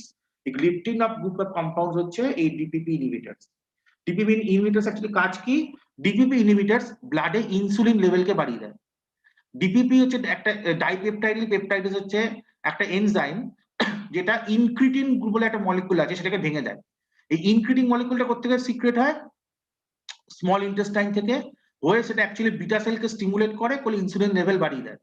বাড়িয়ে দিলে কি হবে? ইনসুলিন তার লেভেল বেড়ে গেলে প্লাজমা গ্লুকোজ অ্যাবজর্পশন বেড়ে যায় লিভারে, ফলে তোমার ব্লাড গ্লুকোজ কমে যায়। বা ডাইপেপটাইডিল পেপটাইডস বলে একটা এনজাইম আছে, ওই ইন্টেস্টাইন থেকে সিক্রেট হবে, অনেক সময় ব্লাডে থাকে, যেটা তোমার একে ভেঙে দেয়, ইনক্রিটিনকে ভেঙে দেয়। যে ইনক্রিটিনকে ভেঙে দেয়, সঙ্গে সঙ্গে বিটা সেল স্টিমুলেশন এয়ার করতে পারে না, ফলে ইনসুলিনের যে লেভেলটা বাড়ছিল সেটা বাড়ে না, ফলে ব্লাড গ্লুকোজের যে অ্যাবজর্পশন সেটা কমে যায়। So there are compounds like sitagliptins group of compounds, sitagliptin, vildagliptins, rosoglyptins, যেটা এই ডাইপেপটাইডেস পেপটাইডসকে ইনহিবিট করে, একে অ্যাক্টিভ সাইটকে ব্লক করে, ফলে এটা কাজ করতে পারে না, ফলে ইনক্রিটিনকে আর ভাঙতে পারে না, ফলে ইনক্রিটিনটা নিজের মতন যে বিটা সেল স্টিমুলেশন সেটা করে দিয়ে ইনসুলিন লেভেলকে বাড়াতে পারে। বাড়িয়ে প্লাজমা গ্লুকোজের অ্যাবজর্পশনকে বাড়াতে পারে। ঠিক আছে, তো this is the one of the very important compounds which are prevalent in market। আমি একটু আলোচনা করি, এটা কেমিস্ট্রিটা নেই বলে আমি স্ট্রাকচারে গেলাম না, কিন্তু এটা একটা মানে অ্যাকশন আমি বলে দিলাম। তো এটা পড়ো। আর এসিআর হয়ে গেল, স্ট্রাকচার হয়ে গেল, যেগুলো সিনথেসিস গুলো দরকার, কেমিক্যাল ক্লাসে সবই করিয়ে দিয়েছি। মেকানিজম অফ অ্যাকশন একটু বই থেকে দেখে নাও প্রতিটা গ্রুপে। কোনটা পিপিআর এ অ্যাক্টিভেটর রিসেপ্টরকে ব্লক করে, কোনটা ইনসুলিন স্টিমুলেশনকে প্রমোট করে, কোনটা তোমার সোডিয়াম পটাশিয়াম চ্যানেলকে ইনহিবিট করে ইনসুলিন সিক্রেশনকে প্রমোট করে। এগুলো একটু জাস্ট 3-4 লাইন করে বইতে আছে চ্যাপ্টারে, আমি গুগল ক্লাসরুমে পোস্ট করে দেবো চ্যাপ্টারের লিংক, ওটা দেখে নাও। Your this chapter is finished as per your syllabus. আমি চাইবো একদম লেম্যান না হয় তোমরা কনসেপচুয়ালি এবার মেডিসিনাল কেমিস্ট্রিটাকে দেখো। এত আমার বলার উদ্দেশ্য হচ্ছে, এত ওইভাবে কেউ রিসেপ্টর দিয়ে কেউ বলে না। আমি বলেছি একটাই কারণ, যে আমরা ব্লাইন্ডলি পড়ি, তো সেখান থেকে কনসেপ্টে আমরা যাতে প্রমোট হতে পারে। ঠিক আছে, so it is the syllabus of the antidiabetic agents. We are almost at the end of the class. If you have any question, we are coming back to the next class. Okay, next class জিজ্ঞাসাবাদ করো, কোনো অসুবিধা নেই। এটাকে classroom বা যেখান থেকে পড়ে নাও, পড়ে নেক্সট ক্লাসে আলোচনা করব। ওকে, so we are concluding the meeting. Thanks for attending the class.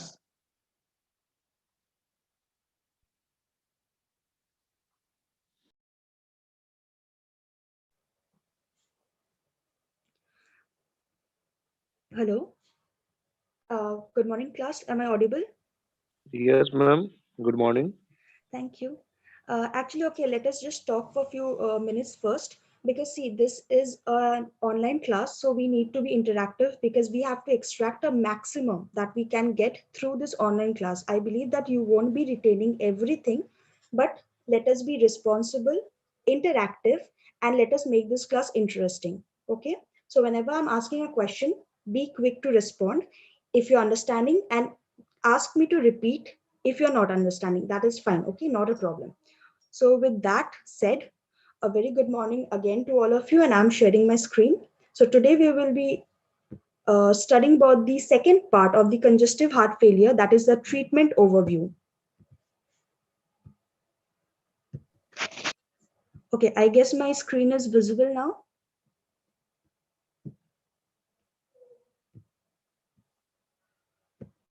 Yeah, ma'am. Okay. So here we are going to learn about the overview of the treatment for congestive heart failure. So I will just be giving you an overview so that you know where to read from, what to read from, and how to read from. So if we move to the next slide. Okay, so these are the contents for today. That is, first we will see what is the correlation between the causes of systolic heart failure. I think all of us remember some part of it from the last class, and its treatment. Second, we'll come to the cardiac glycosides, that is mainly digitalis and similar compounds. Some other treatments of congestive heart failure and compensatory mechanism, how both of these are related. So if you remember from the last class, can someone tell me what are the causes that might precipitate congestive heart failure in a patient? Any one of you? Just the causes. You can unmute yourself, and let us just recapitulate what we have learned in the last class. For your understanding, it is also written, so you can read it out and we can recapitulate whatever we have read in the last class.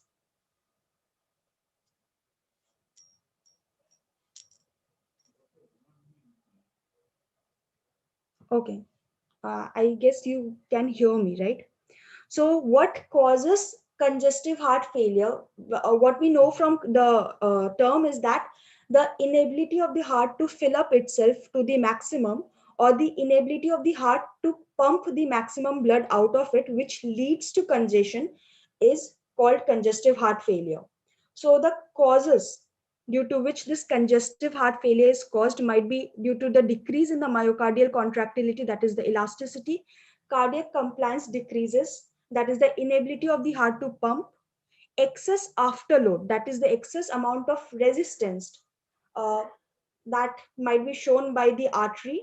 Volume overload, excess amount of blood in the body, or excess increase in the preload, that is a lot of blood when it gets into the heart, then the heart loses its elasticity. ঠিক আছে? So these are the causes. মনে পড়েছে কারুর? Hello, students. Okay. So let us go for the next. Let us see how these are connected. Now, if we see over here, then by the color scheme, we see that myocardial contractility decreasing and cardiac compliance decreasing. This can be treated by cardiotonics. Why? Because cardiotonics এর ionotropic property আছে which is positive. এবার ionotropic property কি হচ্ছে সেটা মানে হচ্ছে কি যখন force of contraction of the heart এর কোনো একটা drug বাড়ায় সেটাকে আমরা বলি positive ionotropic property. এটার উল্টো হচ্ছে chronotropic, যেটার মানে হচ্ছে হার্ট রেট ইনক্রিজ করবে। But cardiotonics as we can see ওটা শুধু পজিটিভ আইনোট্রপিক প্রপার্টি দেখায়, দ্যাট ইজ ওটা ফোর্স অফ কন্ট্রাকশনটা বাড়ায়। Now if next we see excess আফটারলোডের জন্য, মানে যখন আর্টারিজ গুলো হাই ব্লাড প্রেশার ধর হয়ে গেল, আর্টারিজ গুলোর যখন লিউমেনটা ছোট হয়ে গেল বা ন্যারো হয়ে গেল, তখন হার্টকে বেশি ফোর্স লাগাতে হয় পাম্প করার জন্য ব্লাডটাকে। বাট একটা ডিজেনারেটেড হার্ট যখন হয় তখন সেটা অলরেডি উইক হয়ে থাকে, এখন তাকে যদি বেশি অ্যামাউন্ট অফ ওয়ার্ক করতে হয় সেটা আরো খারাপ অবস্থায় চলে যায়। সো এক্সেস আফটারলোডের জন্য যে সিএইচএফটা হয় সেটাকে ভ্যাসোডাইলেটর দিয়ে আমরা ট্রিট করতে পারি। Why? Because as the name suggest vasodilators, এটা আর্টারিজ বা ভেনটাকে ডাইলেট করছে যার জন্য আফটারলোডটা কমে যাচ্ছে। Next if we see volume overload আর excess increase in the preload, that is যখন ব্লাড অ্যামাউন্ট আমাদের বডিতে বেশি হয়ে যাচ্ছে তার জন্য কিন্তু কনজেস্টিভ হার্ট ফেলিয়ার হচ্ছে। Now what to do? এখানে আমরা যদি ডায়ুরেটিক্স দিই, উই ক্যান সি কি ডায়ুরেটিক্স যেহেতু এক্সেস ওয়াটারটাকে বডির থেকে বার করে দেয়, which results in the reduction in the preload. Now next if we go to the red color scheme, we see ki jeta myocardial contractility decrease hocche, elasticity decrease hocche, weak hoye jacche heart ta, R excess afterload, that is resistance যখন বেড়ে যাচ্ছে from the arteries, তখন cardiac স্টিমুলেন্স আমরা দিচ্ছি। why? because ওটা দুভাবে কাজ করে cardiac স্টিমুলেন্স। Okay, প্রথমত ওটা আইনোট্রপিক প্রপার্টি আছে বিকজ স্টিমুলেন্স। সেকেন্ডলি ওটা ডাইলেটরি প্রপার্টি আছে, মানে it also works on the vessels of the body, আর ওটাকে ডাইলেট করে দিচ্ছে, তো তার জন্য আফটারলোডটা কমছে প্লাস হার্টটাকে ওটা স্ট্রং করছে। Now if we go to the last treatment, we will see যে আমরা ইউজ করছি phosphodiesterase 3 inhibitor. Why? Because phosphodiesterase 3 এমন একটা এনজাইম যেটা মায়োকার্ডিয়াল কন্ট্রাক্টিলিটিটাকে ডিক্রিজ করে দিচ্ছে, কার্ডিয়াক কমপ্লায়েন্সটাকে ডিক্রিজ করে দিচ্ছে। So when we are using this inhibitor, তখন আমরা দেখছি যে মায়ো কন্ট্রাক্টিলিটিটাও বাড়ছে, কার্ডিয়াক কমপ্লায়েন্সটা বাড়ছে, আফটারলোডটা কমছে। because it also has ionodilatory property, that is ওটা আবার হার্টটাকে স্টিমুলেট করছে টু ফোর্স করছে ওটাকে পাম্প করার জন্য বেটার ভাবে, আর also it works on the vessels যার জন্য ওটা আফটারলোডটাকে কমাচ্ছে, that is the resistance provided by the arteries কমে যাচ্ছে। But a point to be noted is that treatment কিন্তু শুধু ড্রাগে লিমিটেড নয়। when we say about treatment, we also mean that lifestyle, that is stress, exercise and diet also includes in the treatment, if not direct treatment but indirect treatment. So did you get this slide, students? Yes ma'am. Myocardial contractility কার্ডিওটনিকই use করব আমরা? কার্ডিওটনিকও use করতে পারিস, cardiac স্টিমুলেন্টসও use করতে পারিস, but mainly এখানে cardiotonic use করবি because cardio স্টিমুলেন্টসে কিন্তু ক্রোনোট্রপিক প্রপার্টিও আছে, দ্যাট ইজ ওটা হার্ট রেটটাকে বাড়িয়ে দেয়। উই ডু নট ওয়ান্ট একটা পেশেন্ট যে অলরেডি সিএইচএফ এ ভুগছে তার যদি বিপিটা বেড়ে যায়, তো we don't want that, right? এই জন্য আমরা কার্ডিওটনিক্স ইউজ করবো to increase the myocardial contractility. You got my point? Because কার্ডিওটনিকের শুধু আইনোট্রপিক প্রপার্টি আছে, তো ওইটাতে পেশেন্টের বিপিটা বাড়ছে না। So we will always obviously go for a drug which is having lesser side effects. Okay? Okay ma'am. Okay, thank you. Okay, last time আমাকে কেউ একজন জিজ্ঞেস করেছিল, আমি তখন কোয়েশ্চেনটা বুঝতে পারিনি, সো আই থিঙ্ক যে জিজ্ঞেস করেছিস, I would like to paraphrase your question. মনে হয় তুই জিজ্ঞেস করেছিস আমরা যখন জিম করছি তখন আমাদের মাসেল ডেভেলপ হচ্ছে। তো যখন আমরা হার্টকে বেশি পাম্প করাচ্ছি বা হার্ট রেট যখন বাড়াচ্ছি, তখন হার্ট কেন অ্যাডজাস্ট হতে পারছে না? সো মাসেলস কে দেখ, যখন ফ্যাটিক হয়ে যায় আমরা তখন ওটাকে রেস্ট দিচ্ছি to come back to its normal position, but heart continuously work করে যাচ্ছে। তো ওটা ফ্যাটিকড হলে ওটা কিন্তু আর নর্মাল স্টেটে ফিরতে পারছে না, ওটা ফ্যাটিকডই থেকে যাচ্ছে, and that's why the cardiac muscle degenerates. Number 2 question was যে আমরা কি কার্ডিয়াক ইলাস্টিসিটিটাকে পুরোপুরি নর্মাল করতে পারি? তো we cannot do that totally.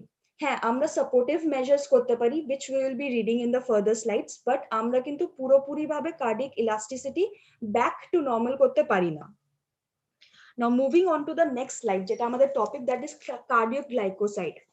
So can anyone tell me what do you mean by glycosides and why is it cardiac glycoside? You can try, ভুল হলে problem নেই, but let us just try to be interactive, okay? Glycoside মানে একটা গ্লাইকন part হবে আর একটা গ্লাইকন part হবে, Perfect. ওইটা মিলে অ্যাকশন করবে। আর বেসিক্যালি গ্লাইকন পার্টটা রেসপন্সিবল ম্যাম অ্যাকশনের জন্য। Perfect. And why cardiac? Cardiac মানে কি, এটা বেসিক্যালি হার্টেও কাজ করে ম্যাম, যে অর্জুন বলছি ডিজিটালিস্ট যে আছে, অর্জুন যে একদম। আছে। একদম একদম। সো বেসিক্যালি এটাই, কার্ডিয়াক গ্লাইকোসাইড হচ্ছে এমন একটা ড্রাগ যেটার কার্ডিয়াক আয়োনোট্রপিক প্রপার্টি আছে, ঠিক আছে, ক্রোনোট্রপিক নয়। আয়োনোট্রপিক প্রপার্টিতে কি হচ্ছে, এটা কার্ডিয়াক মায়োকার্ডিয়াল কন্ট্রাক্টিলিটিটাকে ইনক্রিজ করছে আর কার্ডিয়াক আউটপুটটাকে ইনক্রিজ করছে, যেটা আমাদের প্রবলেম হয় সিএইচএফ এ, দ্যাট ইজ হাইপোডাইনামিক হার্ট। আর যেহেতু এটা ক্রোনোট্রপিক প্রপার্টি নেই, দ্যাট ইজ হার্ট বিটটাকে বাড়াচ্ছে না, তাই অক্সিজেন কনজাম্পশন কিন্তু কমে যাচ্ছে, যার মানে হচ্ছে হার্টকে কাজ কম করতে হচ্ছে, বাট যে কাজটা করছে বেশি ফোর্সফুলি করছে। তো examples as we can see digitoxin, digoxin, এগুলো তো আছে। তোদের একটা কাজ হচ্ছে কি, what is the difference between cardiotonics and cardiac stimulants, এটা আমি জানতে চাই। আর লাস্ট ডে আমি যে কোয়েশ্চেন্স গুলো করেছিলাম, যদি তোরা কেউ করে থাকিস তাহলে at the end of the slide আমাকে বলবি। So as we can see, খুবই সুন্দর দেখতে একটা ফ্লাওয়ারের গাছ এখানে। This is the digitalis plant and these are the digitalis flowers. So let us go for the mechanism of action ki ঠিক আছে digitalis কাজ তো করছে CHF এর, but how is it working? Here we can see a cell, outside the cell and inside the cell এখানে একটা action potential generate হচ্ছে, so depolarization হবে। Depolarization A we know ki extracellular sodium ভিতরে আসে, this is known as phase 0। এরপর যখন calcium, extracellular calcium যখন ভিতরে আসে, this is known as phase 1। আর যখন intracellular potassium যখন বাইরে যায়, this is known as phase 2। so this is the complete depolarization। but এখানে প্রবলেম হচ্ছে কি, এবার তো আয়ন্স এর concentration উল্টো পাল্টা হয়ে গেল, ফাইন, depolarized হয়ে গেল। now the cell has to come back to its normal, that is the repolarized state। for that we have got two pump, এখানে দুটো পাম্প আছে, যেটা কি করে তিনটে intracellular সোডিয়ামকে বাইরে নিয়ে যায় in exchange of 2 potassium ions। আর এখানে আরেকটা আছে পাম্প, যেটা তিনটে extracellular সোডিয়াম যেটা এখান থেকে বেরোলো, এই সোডিয়াম গুলোকে তিনটে এই পাম্পটা ধরে ভিতরে ঢোকায়, and ভিতরে যে ক্যালসিয়াম আছে একটা ক্যালসিয়াম আয়নকে বাইরে করে। সো যেই পাম্পটা সোডিয়াম আর পটাশিয়াম এক্সচেঞ্জ করে ওটাকে বলা হয় কি sodium potassium ATPase pump, because it requires ATP। আর যেই পাম্পটা ক্যালসিয়াম আর সোডিয়ামকে এক্সচেঞ্জ করে ওটাকে বলা হয় sodium calcium exchange pump, fine. Now how this digitalis বা কার্ডিয়াক গ্লাইকোসাইড ওয়ার্কস, এখানে আমরা দেখতে পাচ্ছি digitalis acts on this sodium potassium ATPase pump, ওটাকে ইনহিবিট করে। এবার যখন এটাকে ইনহিবিট করা হচ্ছে সোডিয়াম পটাশিয়াম পাম্পটাকে, তখন এখানে সোডিয়াম বাইরে যেতে পারছে না সেলের থেকে। নাও যেহেতু সোডিয়াম বাইরে যেতে পারছে না, সোডিয়াম অ্যাকুমুলেশন হচ্ছে। এবার সেলের মধ্যে যখনই সোডিয়াম অ্যাকুমুলেশন হচ্ছে, একটা গ্রেডিয়েন্ট বা পোটেনশিয়াল ডিফারেন্স তৈরি হচ্ছে, যার জন্য বাইরের যে সোডিয়ামটা আছে ওটা ভিতরে ঢুকতে পারবে না, বিকজ ভিতরে অলরেডি সোডিয়ামের কনসেন্ট্রেশন অনেক বেশি আছে। এবার যেহেতু সোডিয়াম বাইরে থেকে ভিতরে ঢুকতে পারবে না, সেম ওয়ে ক্যালসিয়াম ভিতর থেকে বাইরে যেতে পারবে না। as we can see এই পাম্পটা ওই জন্য ইনহিবিট হয়ে গেল না। এটা ইনহিবিট হওয়ার ক্ষেত্রে আমরা দেখছি কি এখানে ক্যালসিয়াম অ্যাকুমুলেশন হচ্ছে, বিকজ ইন্ট্রাসেলুলার ক্যালসিয়ামরা বাইরে যেতে পারছে না। এবার calcium যেহেতু I hope you can see, right? Is my screen still visible? Yes. Yes. Yes, ma'am. Thank you. Actually, I got a message that your internet connection is unstable. Thanks for the confirmation. Okay, so এখানে calcium accumulation হচ্ছে, fine. এবারে access ক্যালসিয়ামটা যেটা already সেলের মধ্যে আছে সেটা কিন্তু ওখানে এমনি ভাবে ঘুরে বেড়ায় না, সেটা সার্কোপ্লাজমিক রেটিকুলামে স্টোর হয়ে যায়। সো এটা যদি আরেকবার আমি রিক্যাপিচুলেট করি, digitalis acts on the sodium potassium ATPase pump and inhibits it, ওটাকে আটকায়। এবার এটাকে আটকানোর জন্য যে সোডিয়ামটা এক্সচেঞ্জ হতো, মানে ইন্ট্রাসেলুলার সোডিয়াম যেটা বাইরে যেত, সেটা সেলের মধ্যেই রয়ে যাচ্ছে। যেহেতু সোডিয়ামটা সেলের মধ্যে অ্যাকুমুলেট হচ্ছে, এই পাম্পটা it has got a consequence on the other pump. এই পাম্পটাতে কি হচ্ছে, যেটা সোডিয়ামটাকে বাইরে থেকে ভিতরে আনতো ওটা ইনঅ্যাক্টিভ হয়ে যাচ্ছে, বিকজ ভিতরে অলরেডি অ্যাকুমুলেট হয়ে আছে সোডিয়াম, তো বাইরে থেকে আর আনতে পারবে না। এবার যেহেতু সোডিয়াম ঢুকছে না, ওই জন্য ক্যালসিয়াম বেরোচ্ছে না। ক্যালসিয়াম যদি বাইরে না যেতে পারে, তাহলে it is trapped inside the cell, আর সেলের মধ্যে ওটা অ্যাকুমুলেট হচ্ছে ক্যালসিয়াম। এই ক্যালসিয়ামটা সার্কোপ্লাজমিক রেটিকুলামে স্টোর হচ্ছে। Okay, so can someone summarize this for me, someone from the girls? আর না বুঝে থাকলে সেটাও বলিস।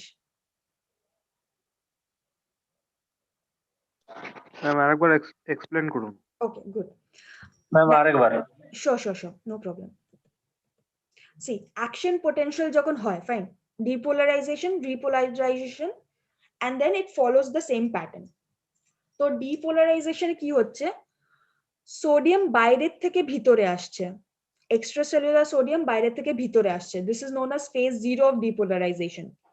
নেক্সট এইটাকে ফলো করে এক্সট্রাসেলুলার ক্যালসিয়াম ভিতরে আসছে, বাইরের থেকে ক্যালসিয়াম সেলের মধ্যে আসছে, this is known as phase 1। Third, এটাকে ফলো করে ভিতরের যে পটাশিয়ামটা ছিল, দ্যাট ইজ ইন্ট্রাসেলুলার পটাশিয়াম, সেটা বাইরে যাচ্ছে, এটা known as phase 2। These all the three phases complete a depolarization. But we know ki egulo erokom thake na. Sodium is known to be extracellular, calcium is known to be extracellular, and potassium is known to be intracellular. But during the depolarization, the ion concentration change. ওই ভাবেই action potential generate হয়। Now to get the cell back to its normal, for example, এই সোডিয়ামটা ধর ঢুকে আছে, এটাকে তো বার করতে হবে, এই ক্যালসিয়ামটা ঢুকে আছে, এটাকে বার করতে হবে, আর এই পটাশিয়াম যেটা বেরিয়ে আছে ওটাকে আবার সেলের মধ্যে আনতে হবে, that is to bring back the cell to a normal position. দুটো পাম্প হয়, একটা হচ্ছে সোডিয়াম পটাশিয়াম এটিপেজ পাম্প, একটা হচ্ছে সোডিয়াম ক্যালসিয়াম এক্সচেঞ্জ পাম্প। এই পাম্পটা যেটা হচ্ছে সোডিয়াম পটাশিয়াম, নামেই বোঝা যাচ্ছে, এটা সোডিয়ামটাকে বাইরে করবে আর পটাশিয়ামটাকে ঢোকাবে। যে সোডিয়ামটা ভিতর ঢুকে আছে, সি এই সোডিয়ামটা ভিতর ঢুকে আছে, ফাইন, ইন ডিপোলারাইজেশন, এটাকে এরা বার করবে to get the cell back to normal. আর যেই পটাশিয়ামটা বাইরে আছে সেটাকে এরা ঢোকাবে, because potassium is intracellular. Same way এখানে যে ক্যালসিয়ামটা ঢুকে আছে সেটাকে সেল থেকে বার করতে হবে in exchange of 3 sodium ion. এবার যখন আমরা ডিজিটালিস দিই to any of the patient যার already cardiac congestive heart failure আছে, তো ডিজিটালিস কি করে, it works on this pump. Digitalis এই সোডিয়াম পটাশিয়াম এক্সচেঞ্জ এটিপিএস পাম্পটাকে ইনহিবিট করে দেয়, ফাইন। তো এই পাম্পটা অকেজো, ইট ইজ নট অ্যাক্টিভ। তো এইটা যখন অ্যাক্টিভ হচ্ছে না, তখন সোডিয়াম বাইরে যেতে পারছে না, পটাশিয়াম ভিতরে ঢুকতে পারছে না, মানে যে সোডিয়ামটা ভিতরে ছিল সেটা ভিতরেই ট্র্যাপড হয়ে যাচ্ছে, যার জন্য সেলের মধ্যে সোডিয়াম অ্যাকুমুলেশনটা বেড়ে যাচ্ছে, দ্যাট ইজ স্টোরেজ অফ সোডিয়ামটা বেড়ে যাচ্ছে।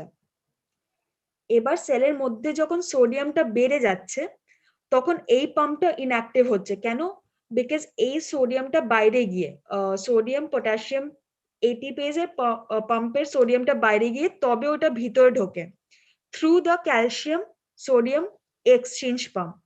আর এই সোডিয়ামটা ভিতরে ঢুকলে তবেই ক্যালসিয়াম যেটা অলরেডি স্টোরড আছে, দেখ এই ক্যালসিয়ামটা অলরেডি স্টোরড আছে এখানে ডিউরিং ডিপোলারাইজেশন, তবে ক্যালসিয়ামটা বাইরে যাবে in exchange of the sodium. Is it clear up to here? Are the pumps clear? কি কোন পাম্পটা কি কাজ করে? Yes, ma'am. Sorry ma'am sodium তো ভেতরেই বেশি থাকছে, তাহলে কি সোডিয়াম আবার কেন ঢুকবে? ওইটাই তো, আর ঢুকবে না যেহেতু ডিজিটালিস। দেখ, আচ্ছা তুই এটা বলছিস তো এখানে সোডিয়াম বেশি আছে, ফাইন, বাট হ্যাঁ যেই কাজটা এই পাম্পটা যখন কাজ স্টার্ট করলো তখন সে তো সোডিয়ামটাকে বাইরে করে দিচ্ছে, হ্যাঁ হ্যাঁ বাট ভিতরে তো একবার ক্যালসিয়ামটা আছে না, আর ক্যালসিয়ামের দেখ ব্যালেন্সই বেশি আছে কিন্তু সোডিয়ামের থেকে, তো ভিতরে বেশি হ্যাঁ পজিটিভ হয়ে যাচ্ছে। তো হ্যাঁ ইট ইজ মোর ইম্পর্টেন্ট কি ক্যালসিয়ামটাকে বের করতে হবে, যেহেতু এর ব্যালেন্সই বেশি আছে, এটা মোর পজিটিভ দেন সোডিয়াম, তাই দিস ইজ ইম্পর্টেন্ট কি ক্যালসিয়ামটাকে বের করবে। সোডিয়াম আচ্ছা ঢুকে থাকলে দেয়ার আর আদার পাম্পস অলসো যেটা ওটাকে বার করতে পারবে, but calcium is a stronger positive ion.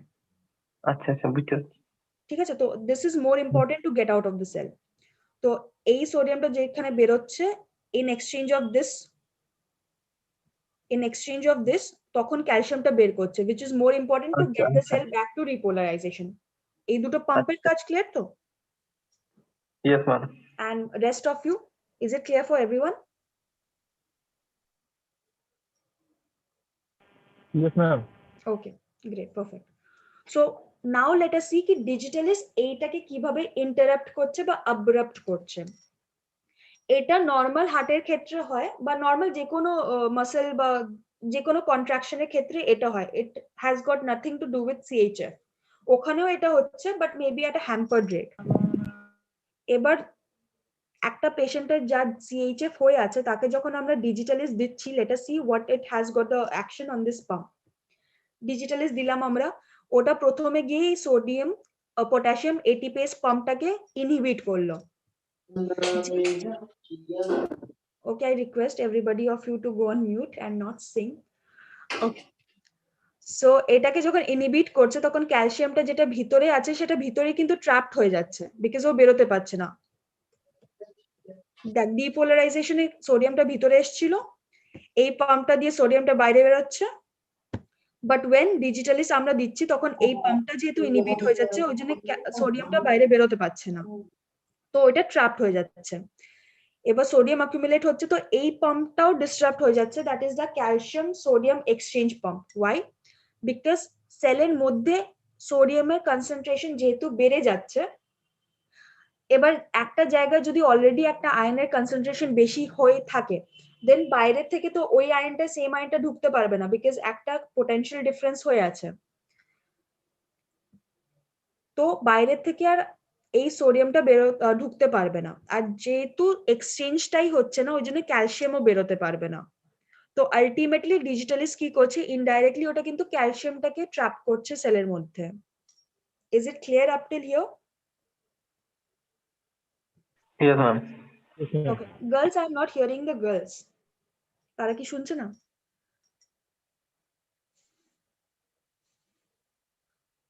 Okay No, ma'am, clear আছে। ওকে, থ্যাংক ইউ। এরকম বলতে থাকবে, then it will be easier for me to proceed, you know, because we are in an online class, so please respond and let us interact. But এই ক্যালসিয়ামটা কিন্তু সেলের মধ্যে এরকম ভাবে ঘুরতে পারবে না, ইট নিডস আ স্টোরেজ। তো যেই এক্সেস ক্যালসিয়ামটা অ্যাকুমুলেট হচ্ছে বা ট্র্যাপ হয়ে যাচ্ছে, trap is a better word, সেটা চলে যাচ্ছে সার্কোপ্লাজমিক রেটিকুলামে। নাও উই সি কি সার্কোপ্লাজমিক রেটিকুলামের বাইরে হচ্ছে রাইনোডিন রিসেপ্টরস বলে একটা রিসেপ্টর থাকে। নেক্সট উই সি যে এই ক্যালসিয়ামটার জন্য কি এফেক্ট হচ্ছে, যখন পরে এই যে এক্সেস ক্যালসিয়ামটা ছিল সেটা স্টোর হয়ে যাচ্ছে সার্কোপ্লাজমিক রেটিকুলামে। Well and good, very good, ওটা নিয়ে কিচ্ছু করার নেই। এবার যখন নেক্সট ইম্পালস আসছে, দ্যাট ইজ যখন নেক্সট আবার অ্যাকশন পোটেনশিয়াল জেনারেট হচ্ছে, তখন আবার ক্যালসিয়াম আসছে ডিপোলারাইজেশন ফেজ 1 এ। তো আবার যখন ক্যালসিয়াম আসছে তখন আবার ক্যালসিয়ামের ইনক্রিজ হয়ে যাচ্ছে কনসেন্ট্রেশনটা, বিকজ अगेन ওই পাম্প গুলো দুটো পাম্পই ইনহিবিট হয়ে যাচ্ছে। এবার যখন সেলের মধ্যে যখন ক্যালসিয়াম বেড়ে যায় তখন ইট acts on the rhinodim receptor of the sarcoplasmic reticulum, ঠিক আছে? আর এই সার্কোপ্লাজমিক রেটিকুলামের মধ্যে কিন্তু আগের বারের এক্সেস ক্যালসিয়ামটা স্টোর আছে। তো যখন ক্যালসিয়াম সার্কোপ্লাজমিক রেটিকুলামের রাইনোডিন রিসেপ্টরের সাথে অ্যাক্ট করে বা বাইন্ড করে, তখন সার্কোপ্লাজমিক রেটিকুলামটা স্টিমুলেট হয়ে যায়। Why? To secrete calcium out of it. এবার সেকেন্ড ইম্পালসের জন্য অলরেডি ক্যালসিয়াম বাইরে আছে, calcium and ryanodine receptor binding এর জন্য আবার যে স্টোরড ক্যালসিয়ামটা আছে সেটাও বেড়ে গেছে, তো it is 1 calcium plus 1 calcium excess calcium. Now calcium, we know it brings about contraction. How? Because calcium forms a compound with troponin. Troponin হচ্ছে অ্যাক্টিন আর মায়োসিনের মধ্যে একটা ব্লকার, যেটা অ্যাক্টিনকে মায়োসিনের উপর স্লাইড করতে দেয় না। তো ক্যালসিয়াম যখন ট্রোপোনিনের সাথে একটা কম্পাউন্ড বানিয়ে ফেলছে, তখন অ্যাক্টিন অ্যান্ড মায়োসিন ফ্রি হয়ে যাচ্ছে to slide over each other, because ওর মাঝখানে যে ট্রোপোনিনটা ছিল that makes a compound with the calcium. ওটার গল্প ওখানেই শেষ।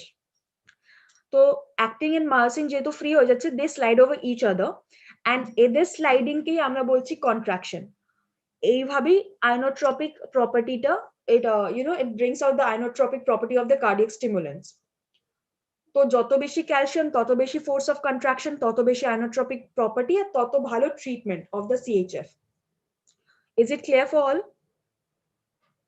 Because this mechanism of action is important. Okay, you have to understand this. Eta hoyto question askte pare. Yes, ma'am. Someone would like to explain the whole process? And if you do not understand, I'm ready to repeat this, but respond.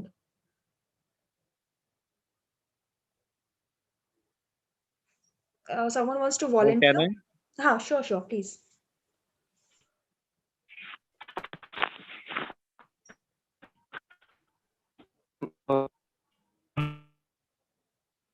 Extracellular থেকে sodium and ক্যালসিয়ামটা influx হয় and পটাশিয়ামটা reflux হয়, তো depolarization হয়। Then আমাদের যে cell মেমব্রেনে সোডিয়াম পটাশিয়াম এটিপিএস পাম্প থেকে আর ক্যালসিয়াম সোডিয়াম এক্সচেঞ্জার পাম্প থেকে, তো সোডিয়াম পটাশিয়াম পাম্প থেকে সোডিয়ামটা রিফ্লাক্স করে, পটাশিয়ামটা ইনফ্লাক্স করে, ক্যালসিয়াম সোডিয়াম এক্সচেঞ্জার থেকে ক্যালসিয়ামটা রিফ্লাক্স করে, আর সোডিয়ামটা so that's why but when you block the sodium okay, I think তোর নেটওয়ার্কের একটু প্রবলেম আসছে, বাট তুই যতটা বলেছিস আমি যতটা বুঝতে পেরেছি তুই ঠিক বলেছিস, ঠিক আছে? So someone else wants to explain after কি ক্যালসিয়াম সোডিয়াম এক্সচেঞ্জ পাম্প, ওটার পর থেকে কেউ বোঝা যায়, বিকজ তোর নেটওয়ার্কে একটু প্রবলেম আসছে। Hello am I audible? Yeah, you're audible. বলবো ম্যাম? হ্যাঁ, প্লিজ কন্টিনিউ। হ্যাঁ, তো যখন আমরা ডিজিটালি চেঞ্জ করছি, so the sodium can not reflux out, so extracellular কনসেন্ট্রেশনে সোডিয়ামটা রিমেইনিং থাকে, সো দ্য অ্যাক্টিভেট হয়ে যায়।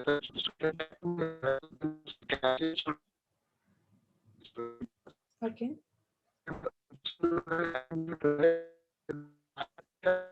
এক্সট্রাসেলুলার থেকে ইনফ্লাক্স হতে পারবে না সোডিয়ামটা, সো ক্যালসিয়ামটাও বেরোতে পারবে না। That's why calcium remains in the cell. So যদি ক্যালসিয়ামটা সেলসে থাকে, মানে অ্যাকচুয়ালি সার্কুলোপ্লাজমিক রেটিকুলামে স্টোর হয়ে থাকে, যখন স্টোর হয়ে থাকে তো তারপরে এটা রায়ানোডিন রিসেপ্টরের সাথে অ্যাক্ট করে, এরপরে মোর কনসেন্ট্রেশন অফ ক্যালসিয়াম রিলিজ করে। দ্যাটস ওয়াই যেটা ট্রোপোনিনের উপরে ক্যালসিয়ামটা মানে তৈরি করে, ফর্মস কম্পাউন্ড তৈরি করে। That's why troponin doesn't act on actin and myosin, and the actin and myosin free to slide over each other, and that's why inotropic property is perfect. Thank you so much. Great. Okay, awesome. So you guys are understanding. I'm very happy about that. Okay, so cardiac glycosides আমরা যখন কথা বলছি, why are we using the term cardiotonic and not cardiac stimulants, যেটা তোদের question ছিল, মানে তোদের জন্য কোয়েশ্চেন ছিল। সো বিকজ কার্ডিওটনিক কিন্তু পার্টিকুলারলি একটাই কাজ করে, দ্যাট ইজ আয়োনোট্রপিক প্রপার্টি বাড়ায়, সেটা কিন্তু ক্রোনোট্রপিক কোনো প্রপার্টি নেই তার। ওয়াই? বিকজ আগের স্লাইডে আমরা দেখলাম ওটা ক্যালসিয়াম লেভেলকে ইনক্রিজ করে, ক্যালসিয়াম লেভেল ইনক্রিজ হলে ফোর্স অফ কন্ট্রাকশন বাড়বে। ফাইন, দিস ইজ কি বলবো ইউনিভার্সাল ফ্যাক্ট, কি ক্যালসিয়াম লেভেল যদি ইনক্রিজ হয় যে কোনো মাসেলে ফোর্স অফ কন্ট্রাকশন ইনক্রিজ করবে, যার জন্য আমরা আয়োনোট্রপিক প্রপার্টি পাচ্ছি। But we have seen that cardioglycosides আমরা যখন ইউজ করি তখন কিন্তু হার্ট রেট বা বিপি কমে যায় মানুষের। ওয়াই? বিকজ ওর চারটে রিজন হতে পারে। একটা তো ভেগাল সেন্টারকে স্টিমুলেট করে, বেগেল সেন্টারকে যখনই স্টিমুলেট করে তখন প্যারাসিম্প্যাথেটিক রেসপন্স আসে। This is the direct stimulation of the bagel centre. Second, আমরা যখন কজ হয়েছিল তখন আমরা পড়েছিলাম সিএইচএফ এ কি ব্যারো রিসেপ্টর যখন কার্ডিয়াক আউটপুট কমে যায়, দ্যাট সেন্সিটাইজেস দ্য ব্যারো রিসেপ্টর। ওটা ব্যারো রিসেপ্টরকে সিগন্যাল পাঠায় কি ভাই কার্ডিয়াক আউটপুট আমার কমে গেছে, তুমি এনএ বা হ্যাঁ তোমরা এনএ বা সিম্প্যাথেটিক পাথওয়ে স্টার্ট করে দাও বা স্টিমুলেশন পাথওয়ে স্টার্ট করে দাও, ফাইন, নর অ্যাড্রিনার্জিক। তো ওটা যখন সিম্প্যাথেটিক স্টিমুলেশন স্টার্ট করে তখন আমরা দেখেছি হার্ট রেট বেড়ে যায়, বিপি বেড়ে যায়, হার্টবিট বেড়ে যায়, এভরিথিং, যার জন্য যাতে ইট ক্যান কম্পেনসেট যেটা কমে যাওয়া কার্ডিয়াক আউটপুটটাকে, সো দ্যাট ওটা বাড়াতে হেল্প করে কার্ডিয়াক আউটপুটটাকে। যদি একটা হার্ট বেশি পাম্প করে, বেশি টাইমে পাম্প করে, তাহলে অবভিয়াসলি কার্ডিয়াক আউটপুট বাড়বে, এটা আমরা জানি। বাট এখানে যখন কার্ডিয়াক আউটপুট মোটামুটি ঠিকঠাক দেওয়া যাচ্ছে by the heart with the use of digitalis বা যে কোনো কার্ডিয়াক গ্লাইকোসাইড, তখন আবার ব্যারোরিসেপ্টরকে সিগন্যাল যায় কি হ্যাঁ এবার কার্ডিয়াক আউটপুট ঠিক আছে, তো you can stop the sympathetic stimulation আর ওর জায়গায় তুমি প্যারাসিম্প্যাথেটিক স্টিমুলেশন স্টার্ট করতে পারো। Number 2, SA node or the pacemaker যেটা আমরা বলি which controls the heartbeat, ওটাকে কার্ডিয়াক টনিক বা কার্ডিওটনিক ওটাকে স্টিমুলেট করে বা সেন্সিটাইজ করে for the ACH, that is the acetylcholine. আমরা অলরেডি দেখেছি এখানে প্যারাসিম্প্যাথেটিক স্টিমুলেশন স্টার্ট হয়ে গেছে, এবার এসএ নোডকে ওটার জন্য সেন্সিটাইজ করা হয়, মানে কম অ্যাসিটাইলকোলিনে ওটা বেশি কাজ করবে দেন দ্য নর্মাল, যেটা নর্মালে করতো সেন্সিটাইজ যেহেতু হয়ে যাচ্ছে সেটা বেশি কাজ করবে। আর যখনই acetylcholine that is parasympathetic action show করবে, দ্যাট মিনস কি হার্টবিট অটোমেটিক্যালি কমে যাবে। হার্টবিট কমা মানে अगेन বিপিটা কমে যাওয়া। Apart from everything that is discussed, the cardiotonic or the cardiac glycoside also has got anti-adrenergic action on the SA node, that is the pacemaker. এবার adrenergic হলে আমরা জানি কি হার্টবিট বাড়ে, বিপি বাড়ে, তো we are forcing an anti-adrenergic, that is anti BP বাড়া, anti heart rate বাড়া, ফাইন। তো যখনই we are using the term anti, it means কি ওটার অপোজিট হবে, that is BP decrease করবে, heartbeat decrease করবে। That is why this is the major difference between a cardiotonic and a cardiac stimulant, যার জন্য heart যেহেতু বেশি কাজ করতে হয় না, ওর অক্সিজেন কনজাম্পশনটাও কম হয়, যেটা আমরা অলরেডি দেখেছি কি একটা ডিগ্রেডিং হার্ট বা ডিজেনারেটিং হার্টে কার্ডিয়াক কি বলবো আমি, হ্যাঁ অক্সিজেন কনজাম্পশন যদি বেশি হয়ে যায়, সাপোজ এই সিএইচএফ টা হচ্ছে মায়োকার্ডিয়াল ইনফাকশনের জন্য, ওখানে অলরেডি অক্সিজেন কম আছে, বা ইসচেমিয়ার জন্য ওখানে অলরেডি যখন অক্সিজেন কম আছে তখন আমরা হার্টটাকে ফোর্স করতে পারি না কি তুই বেশি কাজ কর, because that way it will be needing more oxygen. So this is one of the advantages of a cardiotonic over a cardio stimulant, যে এটা বিপি বাড়ায় না, এটা হার্টটাকে স্টিমুলেট করে না to work more, it does not increase the demand of the oxygen consumption by the heart, but যেটা আমাদের যেখানে কাজ করা দরকার, that is ionotropic, এটা force of contraction টাকে বাড়িয়ে দেয়, fine. Did everyone understand the major advantage of cardiotonic over other cardiac stimulants? I think someone asked me during the start of the class ki আমরা myocardial contractility টা শুধু কার্ডিওটনিক দিয়ে কেন বাড়াচ্ছি বা অন্যভাবে কি বাড়ানো যায়, বাড়ানো ডেফিনেটলি যায়, but we will be preferring cardiotonic because এর অ্যাডভান্টেজ আছে than the cardiac stimulants. Okay, did you get it? Hello? Yeah, ma'am. Okay, thank you. But everything comes at a cost. যখন আমরা অ্যাডভান্টেজটা দেখছি কার্ডিওটনিকের কি হ্যাঁ ওটা মোর দেন কার্ডিয়াক গ্লাইকোসাইড আছে, but it also has got some serious side effects, fine. First of all, digitalis আমাদের বডিতে কিন্তু accumulate হয়, because ওটা excretionটা problematic, it is difficult and it is time taking, তো ওটা accumulate হতে থাকে, and we know কি একটা ড্রাগ যখন accumulate হতে থাকে বডির মধ্যে, যখন বেশিক্ষণ ড্রাগটা থাকে তখন ড্রাগ অ্যাকশনও বেশিক্ষণ থাকে, তার সাইড এফেক্টসও বেশিক্ষণ থাকে। So here we are seeing the side effects or the adverse effects of cardiac glycosides. প্রথমেই আমরা দেখতে পাচ্ছি এখানে কিছু না, জাস্ট কটা মুখস্থ করার আছে। ইলেকট্রোলাইট ডিসব্যালেন্সেস হতে পারে লাইক হাইপোক্যালেমিয়া, হাইপোম্যাগনেসিয়া, এগুলো হতে পারে। রিদমিক ডিস্টারবেন্সেস হতে পারে। এটা আমরা দেখেছি কি যখন আমরা কার্ডিওটনিক বেশি দিই বা ফর এ লং ডিউরেশন দিই তখন কিন্তু এটা অ্যারিথমিয়াতে প্রেসিপিটেট করে যায়। That is another difficult situation. Otherwise, we have seen ki gastrointestinal symptoms hote pare like vomiting, nausea, diarrhea, loss of appetite. Neurologic symptoms hote pare confusion, weakness, disorientation, mental problems, skin rashes কম হয়, but হয় fatigue, malaise, headache, mental confusion এগুলো হয় already discussed. Vasoconstriction হতে পারে আর CTZ stimulation ও হতে পারে।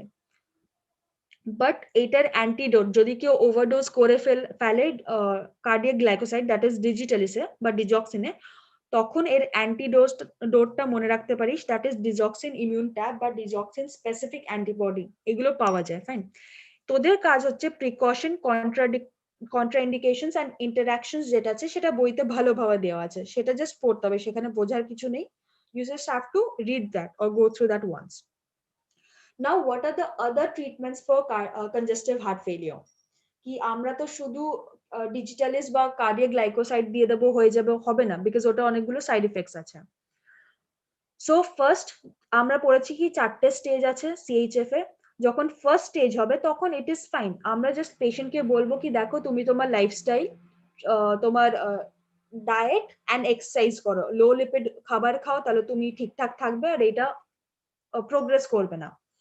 But সেটা যদি স্টেজ 2 তে চলে যায় তখন আমরা প্রথমত দিই এসিই ইনহিবিটরস, আমাদের ফার্স্ট চয়েস। সেকেন্ড, যদি ওটা আরো প্রোগ্রেস করে ধর, তখন আমরা দিই diuretics plus ACE inhibitor third স্টেজে, বা ভেসোডাইলেটার্সও দিতে পারি স্পেসিফিক পেশেন্টসদের, selection of patients.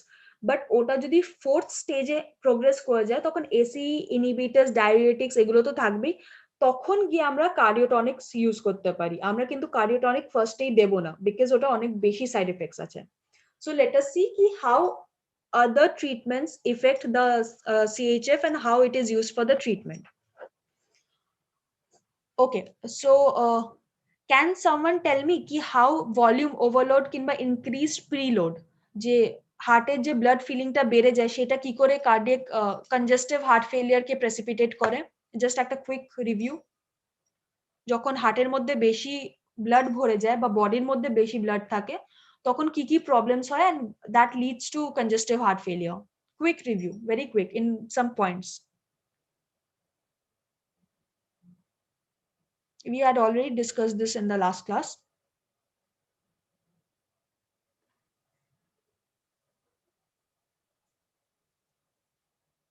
Someone wants to volunteer? একবার বলুন না কি বাড়বে, প্রিলোড বাড়বে কি ma'am afterload? Question repeat করুন না ma'am. Hello? Okay, fine. I'll tell question you. Repeat করুন। দেখ যখন ভলিউম ওভারলোড হয়ে যায়, দ্যাট ইজ বডিতে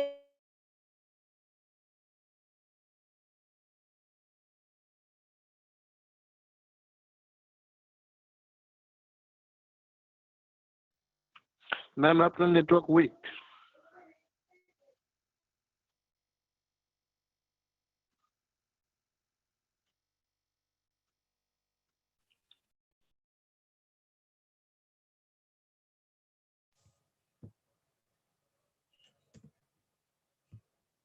I guess I lost the network.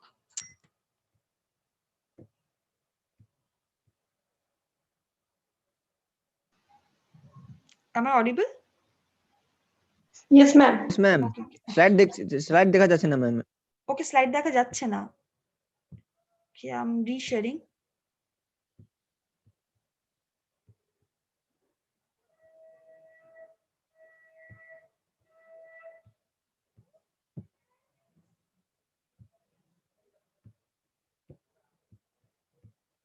এরকম কোনো প্রবলেম হলে তোরা তখনই বলে দিস, ঠিক আছে? so that we don't like waste more time.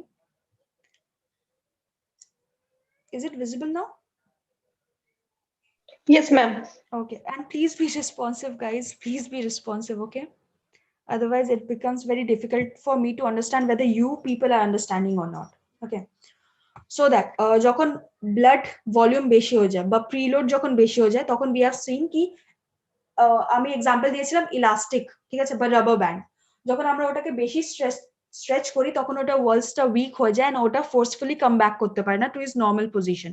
তো যখন গ্র্যাজুয়াল এক্সেসিভ ব্লাড বেশি ফ্লো হতে থাকে হার্টের মধ্যে, তখন ওটার ওয়ালস গুলো স্ট্রেচ হয়, অ্যান্ড যেহেতু ওটার ওয়ালস গুলো স্ট্রেচ হয়, it gets weaker and thinner day by day. এবার যখন উইক হয়ে যাচ্ছে তখন কিন্তু সেটা সেম বিগার বা সেম ফোর্সে ফেরত আসতে পারছে না, যেহেতু ওটা সেম ফোর্সে ফেরত আসতে পারছে না, সেই জন্য ওটা পাম্পও কিন্তু সেই হিসেবে করতে পারছে না যতটা ওর করা উচিত। That is the inability of the heart to pump to its maximum, which is itself CHF. তো ভলিউম ওভারলোড হলে এই দুটো প্রবলেম হয় না। এক্সাম্পলস ইউ ক্যান সি কি ফিউরোসিমাইড আছে, বিউমেটানাইড আছে, fine.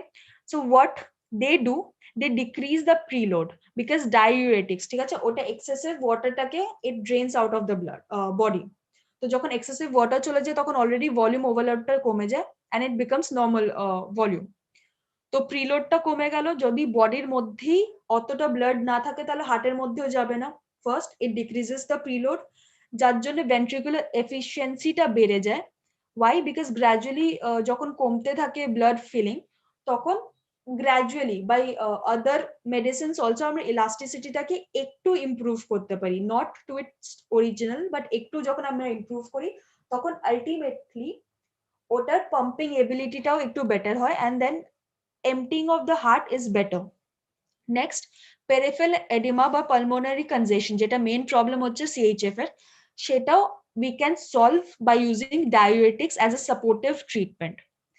But there's a problem with diuretics, that is chronic therapy with diuretics may lead to hypokalemia, of course, because যখন ওয়াটার বেরোচ্ছে তখন ও কিন্তু অনেকগুলো আয়ন্সকে নিয়ে বেরোচ্ছে, for example potassium ion. So it leads to hypokalemia, same due to the same reason it can lead to alkalosis, carbohydrate intolerance hote pare, আর lipid profile unwanted changes hote pare. So if we are using diuretics, we can use it as a supportive therapy. Now next, if we are coming to vasodilators, can someone please recollect and tell me ki vasodilators why we might be using, what is the cause, কেন আমরা vasodilators দিই? যদি আমরা ডায়ালেটাস না দিতাম, সেটা আমাদের vessels গুলো যদি কনস্ট্রিক্টেড থাকতো তাহলে কি প্রবলেম হয়? ম্যাম টিপিআর ইনক্রিজ করতো। ওকে, ফিলিং এর প্রবলেম হবে। Okay, that is also great, fine, দুটোই উইল ডিসকাস বোথ, ঠিক আছে। But the answer I wanted was resistance create করবে। এবার রেজিস্ট্যান্স যদি ক্রিয়েট করে আর্টারিজ, ডাইলেটেড না কনস্ট্রিক্টেড আছে, টিপিআর যদি বেড়ে যায় ma'am. Okay okay, I thought GFR বলছি, রাইট, পারফেক্ট, ঠিক। তো যদি কনস্ট্রিক্টেড থাকে তাহলে রেজিস্ট্যান্স বাড়ে, রেজিস্ট্যান্স বাড়লে আবার সেই এলিং হার্টকে পাম্প করতে প্রবলেম হয়, বিকজ ওটা অলরেডি ডিজেনারেটেড, ফাইন। এবার ও অত ফোর্স পাচ্ছে না পাম্প করার জন্য, ওখানে এমটিং যেটা হয় সেটা প্রপার হয় না, সেটা হাফ এমটিং হয়। তো হার্টের মধ্যে সেই ব্লাডটা জমেই যাচ্ছে, যার জন্য আবার কনজেশন হচ্ছে, আবার সিচুয়েশনটা ওয়ার্স হচ্ছে। তো ওই জন্য আমরা ভ্যাসোডাইলেটার্স ইউজ করি। এটা তিন টাইপের, আর্টেরিওলার ডাইলেটার্স, দ্যাট ইজ আমরা আর্টারিটাকে ডাইলেট করছি, ফাইন। আর্টারিটাকে ডাইলেট করলে কি হবে, যখন হার্টটা পাম্প করছে তখন ওটা রেজিস্ট্যান্স কম পাবে, that is decrease in after load. Examples are already given. So calcium channel blockers like nifedipine, potassium channel openers, nicorandil, এগুলো সব হচ্ছে artery dilators, fine, and they primarily act by reducing afterload. But আমরা ভেন্সটাকে dilate কেন করব? ভেন্সটাকে dilate করলে তো আমাদের কিছু যায় আসে না, right? But we have a point over here. Exactly, perfect perfect. ভেন্সটাকে ডাইলেট আমরা এই জন্য করবো because so that it reduces the preload. যদি ভেন্সটা কনস্ট্রিক্টেড থাকে, একটা পাম্প যখন খুব ভালোভাবে পাম্প করছে, এফিশিয়েন্টলি পাম্পিং করছে, তখন কি হয়, ভেন্স থেকেও ব্লাড কিন্তু খুব ভালোভাবে হার্টে পৌঁছায়। It drains the maximum amount of blood from the body and takes it to the heart. তো প্রিলোডটা অনেক বেশি হয়ে যায়, এক্সেস হয়ে যায়। বাট প্রিলোড বাড়ার জন্য কি হয়, হার্টটা স্ট্রেচ হতে থাকে, which is something we don't want. তো আমরা ভেন্স গুলোকে এখানে ডাইলেট করব থ্রু নাইট্রেটস হতে পারে। তো তো তার জন্য প্রিলোড এক্সেস প্রিলোডটা কমবে okay preload we don't want preload to be reduced we want the excess preload to be reduced যেটা ম্যাক্সিমাল বা নর্মালের বেশি সেটা ডাইলুট হচ্ছে তাহলে প্রিলোড কমে যাচ্ছে প্রিলোড কমলে প্রবলেম সলভ হচ্ছে দ্যাট ইজ কনজেস্টিভ হার্ট ফেলিয়ারটা সর্টেড হচ্ছে বিকজ ওর মাসলসটা যেটা উইক ছিল সেটা টাইম পাচ্ছে টু রিজেনারেট বলবো না to get back a bit of its elasticity পুরোপুরি নয় but a bit of its elasticity now mixed dilators যেটা বোথ ভেন্সটাকেও ডাইলেট করছে আর আর্টারিজটাকেও ডাইলেট করছে সো এক্সাম্পলস আর এসি ইনহিবিটর প্রাজোসিন নাইট্রোপ্রোসাইড এগুলো হচ্ছে এক্সাম্পলস এটা যেহেতু we have already discussed আর্টারিজটাকে ডাইলেট করলে আফটারলোডটাকে কমাচ্ছে and ভেন্সটাকে ডাইলেট করলে প্রিলোড কমাচ্ছে so it works by both ways.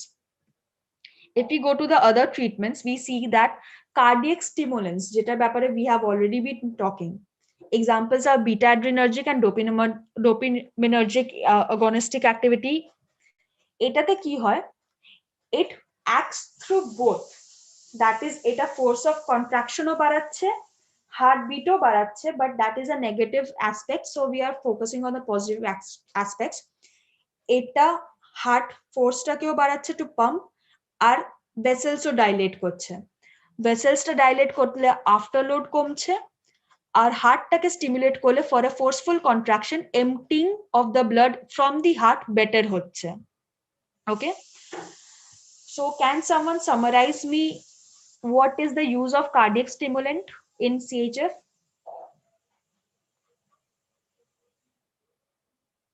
Cardiac stimulant, why are we using it in stimulant? What is its mechanism of action?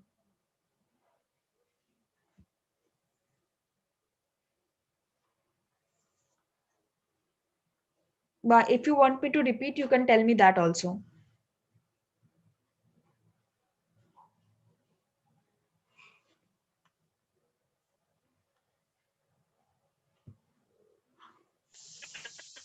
Repeat করুন ম্যাম কার্ডিয়াক স্টিমুলেন্ট রিপিট করুন Okay, repeat করছি great sorry right the cardiac stimulant দুভাবে কাজ করে ঠিক আছে examples হচ্ছে beta adrenergic and dopaminergic agonists কিভাবে কাজ করছে দুটো জিনিস করছে পজিটিভ আইনোট্রপি দ্যাট ইজ ওটা ফোর্সফুল কন্ট্রাকশনটাকে বাড়িয়ে দিচ্ছে দ্যাট ইজ একটা হার্ট যেটা কন্ট্রাক্ট করছে সেটা বেশি ফোর্স নিয়ে কন্ট্রাক্ট করছে তো বেশি ব্লাড বেরোচ্ছে তো কনজেশনটা কম হচ্ছে হার্টের okay did you get this part hello এই পার্টটা ক্লিয়ার কি ফোর্সফুল কন্ট্রাকশন হচ্ছে বলে হার্ট থেকে বেশি ব্লাড বেরোচ্ছে তো কনজেশনটা কমছে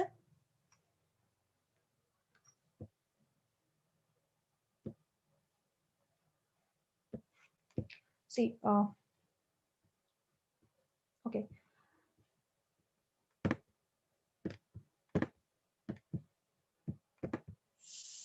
see cardiac stimulant fine I don't know why I can't write see it has got two ways how it acts on the heart fine one it's the ionotropic property that is the force increasing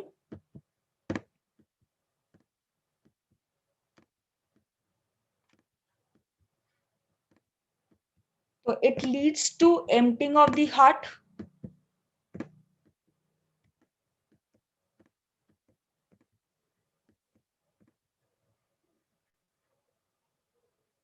ঠিক আছে fine হার্টটা MT হচ্ছে বেশি তো যে ব্লাডটা store ছিল সেটা কমে যাচ্ছে ফাইন and store blood কমে যাচ্ছে মানে কনজেশনটা কমছে so congestion is a major problem যেটা কার্ডিয়াক স্টিমুলেন্টটা সলভ করছে is it clear up till now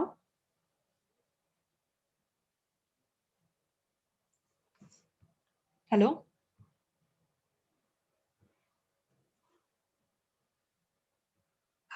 I hope I'm audible okay next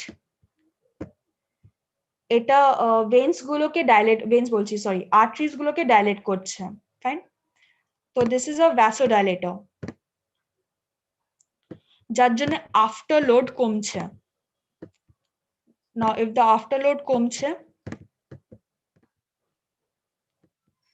this leads to ease of the heart to pump, because হার্টটাকে বেশি কাজ করতে হচ্ছে না, লেস ওয়ার্কে বেশি emptying হচ্ছে।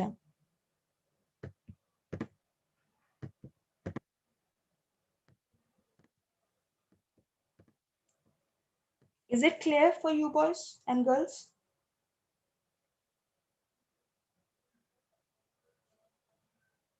I need a response.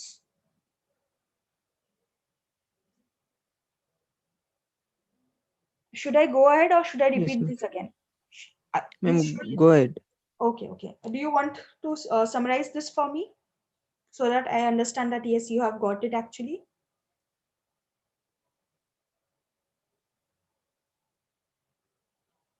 Okay, I'll just repeat it once more and then I'll go ahead.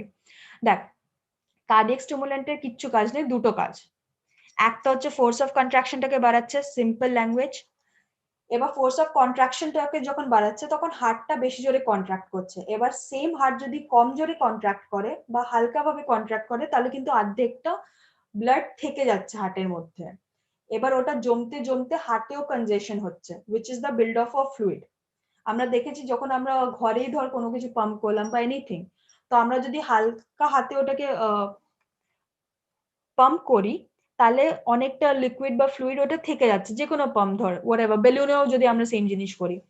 But যদি আমরা ওটাকে ফোর্সফুলি পুরোটা চিপে যদি পাম্প আউট করি the blood in from a heart, তাহলে আমরা দেখবো কি বেশি ব্লাড এমটি হচ্ছে। তো আমাদের যে বলছিলাম কি ব্লাড অ্যাকুমুলেট হচ্ছে, কনজেশন হচ্ছে, সেটার থেকে সলভ হচ্ছে প্রবলেমটা। নেক্সট হোয়াট হ্যাপেন্স, ওটা ভেসেলস গুলোকে ডাইলেট করছে, ফাইন। এবার ভেসেলস ডাইলেট মেইনলি আর্টারিজটাকে ডাইলেট করার মানে হচ্ছে again the lumen area increases. Lumen diameter যখন ইনক্রিজ করছে তখন সেম অ্যামাউন্ট অফ ব্লাড একটা যদি সরু লিউমেন দিয়ে পাস করাতে হয় তাহলে কিন্তু হার্টকে বেশি কাজ করতে হয়। As we have seen hose pipe দেখে নে, যদি আমরা একটা পাতলা হোস পাইপ নিই তখন সেম অ্যামাউন্ট অফ ওয়াটারটাকে পাস করানোর জন্য বেশি ফোর্স লাগে আমাদের, বাট যখন আমরা একটা ডাইলেটেড বা মোটা হোস পাইপ নিই তখন সেম অ্যামাউন্ট অফ ওয়াটারকে পাস করাতে আমাদের কম টাইম লাগে বা কম ফোর্স লাগে। Same thing with the heart, যখন কনস্ট্রিক্টেড আর্টারির মধ্যে ওটাকে ব্লাডটাকে পাস করাতে হচ্ছে তখন ওটার বেশি ফোর্স লাগছে। But the heart is already sick, ওটার অলরেডি প্রবলেম চলছে, দ্যাট ইজ সিএইচএফ। ওটার মধ্যে অতটা স্ট্রেংথ নেই যে ওটা ফোর্সফুলি পাম্প আউট করবে। So what we are doing, we are dilating the vessels, and when we are dilating the vessels তখন একটা প্রবলেম্যাটিক হার্টকেও কম ফোর্সফুলি কন্ট্রাক্ট করলেও same amount of blood empty করতে পারবে, বিকজ ও রেজিস্ট্যান্স পাচ্ছে না। So I assume that you all have got it and I will be proceeding to the next part, that is phosphodiesterase 3 inhibitor. এবার phosphodiesterase 3 এমন একটা enzyme, আইসো enzyme rather, যেটা myocardial CAMP, that is the CAMP in the myocardium, that is the muscles of the heart, ওটাকে কমিয়ে দেয়। and we know কি যদি CAMP কমে যায়, that is cyclic AMP, তাহলে contraction কমে যায়, because cyclic AMP is one of the major cause of contraction বা reason behind contraction. তো ইনহিবিটর যখন আমরা দিচ্ছি তখন ফসফোডাইএস্টারেজ 3 আইসো এনজাইমটা ইনহিবিট হয়ে যাচ্ছে, and আমরা দেখতে পাচ্ছি সাইমালটেনিয়াসলি CAMP ইনক্রিজ করছে, বিকজ যে রিজনটার জন্য এটা ডিক্রিজ করছিল দ্যাট ইজ ফসফোডাইএস্টারেজ 3 আইসো এনজাইম, সেটাই যখন ইনহিবিট হয়ে যাচ্ছে তখন ডেফিনেটলি CAMP ইনক্রিজ হবে, because this was decreasing it, fine. So the inhibitors of this are increasing the CAMP. এবার CAMP বাড়ছে যার জন্য ক্যালসিয়াম ইনফ্লাক্সও বাড়ে, ফাইন। রাদার ক্যালসিয়াম ইনফ্লাক্স বাড়ার জন্যও CAMP বাড়ে। হেন্স আমরা আগেই দেখেছি যদি ক্যালসিয়াম ইনফ্লাক্স বাড়ে বা যদি একটা ইন্ট্রাসেলুলার অ্যামাউন্ট অফ ক্যালসিয়াম যদি বেড়ে যায়, we have already seen positive ionotropy. তো এটা আমরা ফার্স্ট অফ অল দেখতে পাচ্ছি পজিটিভ আয়োনোট্রপি, সেম থিং এটারও সেম থিং ছিল, fine, positive inotropy. Next is vasodilation, same as cardiac stimulant এটারও ভ্যাসোডাইলেশন করে। ভ্যাসোডাইলেশন করলে কি হবে, afterload that is the resistance by the arteries কমে যায়। না যখন রেজিস্ট্যান্স বাই দি আর্টারি কমে যায়, দ্যাট ইজ লিউমেনটা যখন বেড়ে যায়, তখন হার্টকে কম ফোর্সেই বা কম কন্ট্রাক্ট করে কিন্তু same amount of blood pump out করতে ইজি হয়। যদি আর্টারি গুলো কনস্ট্রিক্টেড থাকে তাহলে হার্টকে বেশি কাজ করতে হয় two get the same amount of blood pumped out, but যদি আর্টারিজ গুলো ডাইলেটেড থাকে তখন হার্টকে কম কাজ করতে হয় বা লেস ফোর্সফুলি কন্ট্রাক্ট করতে হয় two get the same amount of blood out. But phosphodiesterase 3 inhibitors এর কিছু সাইড এফেক্টস আছে, that is thrombocytopenia, Nazia, diarrhoea, abdominal pain, liver damage, fever and arrhythmia. This you will get in the books. Now did you get the 4 other treatments, how they are useful in CHF before I proceed to the next slide?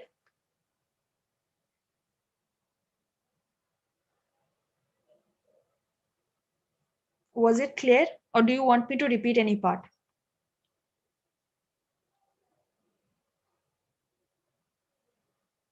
At least say a yes or no.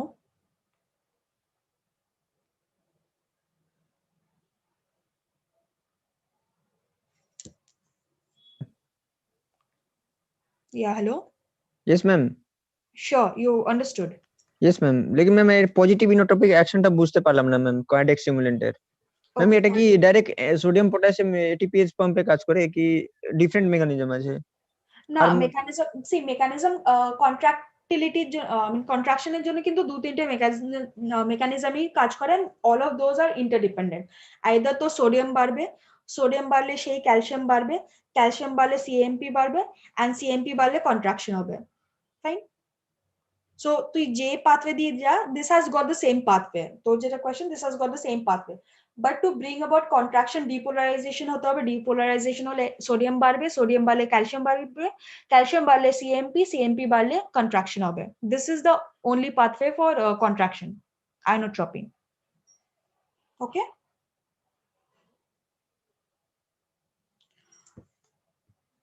it starts with depolarization, then sodium বাড়বে,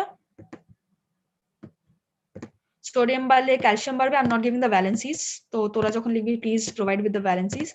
calcium বাড়বে, calcium বাড়লে we know কি calcium বাড়লে either it works through the IP3-DAG pathway or it works through the CMP pathway, but whatever pathway it works through তখন কিন্তু contraction হয়, and contraction হলে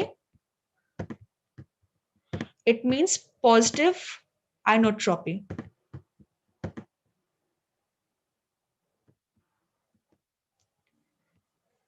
Fine. So going to the next part, we have seen this slide in our previous class, that is compensatory mechanism. যখন হার্টের CHF হয়, that is the cardiac output যখন low হয়ে যায়, তখন ওর অনেকগুলো compensatory mechanisms ও বার করে। For example baroreceptors, as we have talked, কি cardiac output কমে যাচ্ছে তো baroreceptor signal পাচ্ছে কি ওকে cardiac output কমে গেছে, না I have to increase the Na synthesis, fine, or the sympathetic stimulation, যার জন্য we have seen কি BP বাড়ে, হার্টবিট বাড়ে and everything. Otherwise GFR যেটা লেস হয়ে যায় because কিডনিতে বেশি ব্লাড যায় না, as we know, because cardiac output কমে গেছে অলরেডি। তো কিডনিতে যখন বেশি ব্লাড যায় না ফর ফিল্ট্রেশন, ও তখন রেনিন সিক্রিট করে। রেনিনের জন্য অ্যাঞ্জিওটেনসিন এসব সিক্রিট হয়, হ্যান ত্যান অনেক কিছু আছে, এডিএইচ। তো যার জন্য ওরা কি করে, ওয়াটার রিটেন করে নেয় বা ফ্লুইড রিটেন করে নেয়, ইউরিন রিটেন করে নেয়। ফাইন, তো এখানে আমরা দেখতে পাচ্ছি these products act on AT1 receptor. এবার AT1 receptor এর প্রবলেম হচ্ছে ও আবার রিমডেলিং করে দেয়, রিমডেলিং করলে আইদার হাইপারট্রফি হতে পারে কিংবা কার্ডিওমায়োপ্যাথি হতে পারে। এই দুটো হলে আবার same problem as we have already discussed, so I won't be discussing this, I'll just give you a brief idea. But এখানে যখন ওয়াটার রিটেনশন হয়, তখন ওয়াটার রিটেনশন হলে ভলিউম ওভারলোড হয়, ভলিউম ওভারলোড হলে increased excessive increase of preload হয়, but এখানে vasoconstriction হয় due to AT1 receptor activation of AT1 রিসেপ্টরের জন্য আবার vasoconstriction হচ্ছে, যার জন্য আফটার লোডটাও ইনক্রিজ করে যায়, বিপি মারাত্মক বেড়ে যায়। again increased after load hole structural changes hoy, sorry hole abar low cardiac output hoy, and heart নিজের থেকে কি করে আইদার হাইপোট্রফি করে দেয়, দ্যাট ইজ উইক হার্ট গুলোকে ওখানে ওরা সেলস বার করে ভেসেলস দেয়, রিজেনারেট করে সো দ্যাট ও পাম্প করতে পারে। এইটা করতে করতে হার্টটা যে ঠিক হয়ে যায় ওয়ালস গুলো, সেটা আবার কিন্তু প্রবলেম কজ করে, বিকজ সে আবার কন্ট্রাক্ট করতে পারে না বা প্রিলোড কমে যায়। কন্ট্রাক্ট করতে পারে না বিকজ তার ইলাস্টিসিটি কমে যায়, আর প্রিলোড কমে যায় বিকজ তার স্পেস যেটা আছে এখানে সেটাও কমে যায় ফর ফিলিং। বা যে হার্ট গুলো অলরেডি ঠিক আছে ওর ওয়ালস গুলো, ওগুলোকে এরা কি করে ডাইলেট করে দেয় নিজের থেকে, বাট ডাইলেট করলে কি হয় এগুলো উইক হয়ে যায় না, উইক হলে কন্ট্রাক্ট করতে পারে না, so less forceful pumps and again cardiac output low. How can be stop this? It is a vicious cycle. Vicious cycle মানে never ending cycle, fine, a bad never ending cycle. But এটার থেকে আমরা বেরোতে পারি how? আমরা এখানে তো digitalis দিলাম, ডিজিটালিস অ্যাজ উই নো কি হার্টে অ্যাক্ট করে, হার্টে যেই অ্যাক্ট করে তখন ও কিন্তু কার্ডিয়াক আউটপুটটাকে বাড়িয়ে দেয়, fine, it increases the cardiac output. এবার যেই কার্ডিয়াক আউটপুটটাকে বাড়িয়ে দিল তখন ব্যারো রিসেপ্টর আর ডিজিটালিসের নিজেরও অ্যাকশন আছে ব্যারো রিসেপ্টরের উপর, বাট কার্ডিয়াক আউটপুটটাকে যখনই বাড়িয়ে দিল তখন আর ব্যারো রিসেপ্টর সেন্সিটাইজ হলো না, এইটার জন্য কি sympathetic stimulation, because they are getting adequate amount of cardiac output. Plus ডিজিটালিসের নিজস্ব as we have already seen action আছে ব্যারো রিসেপ্টরের উপর, ও প্যারাসিম্প্যাথেটিক স্টিমুলেশন স্টার্ট করে দেয় which is opposite to sympathetic. Okay, এটা বুঝলি why we are using digitalis?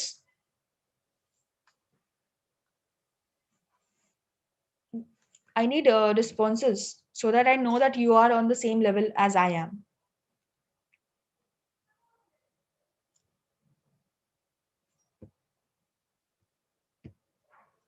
Hello?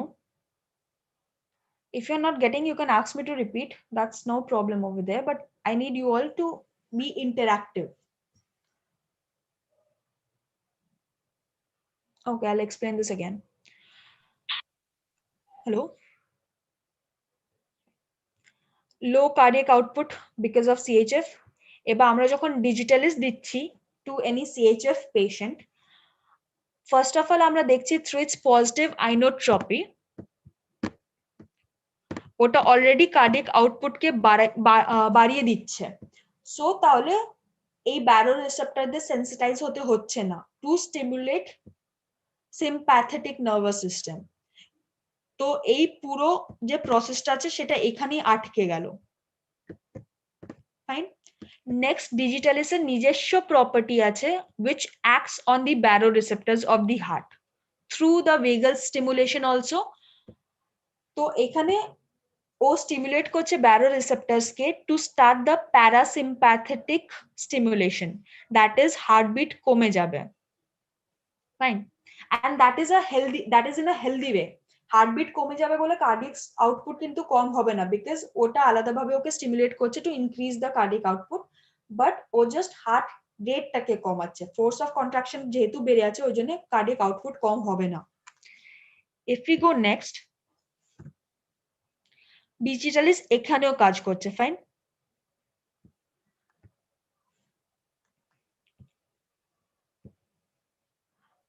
এখানে as it is a cardiotonic, তাই cardiotonic, fine, it improves the tone of the heart.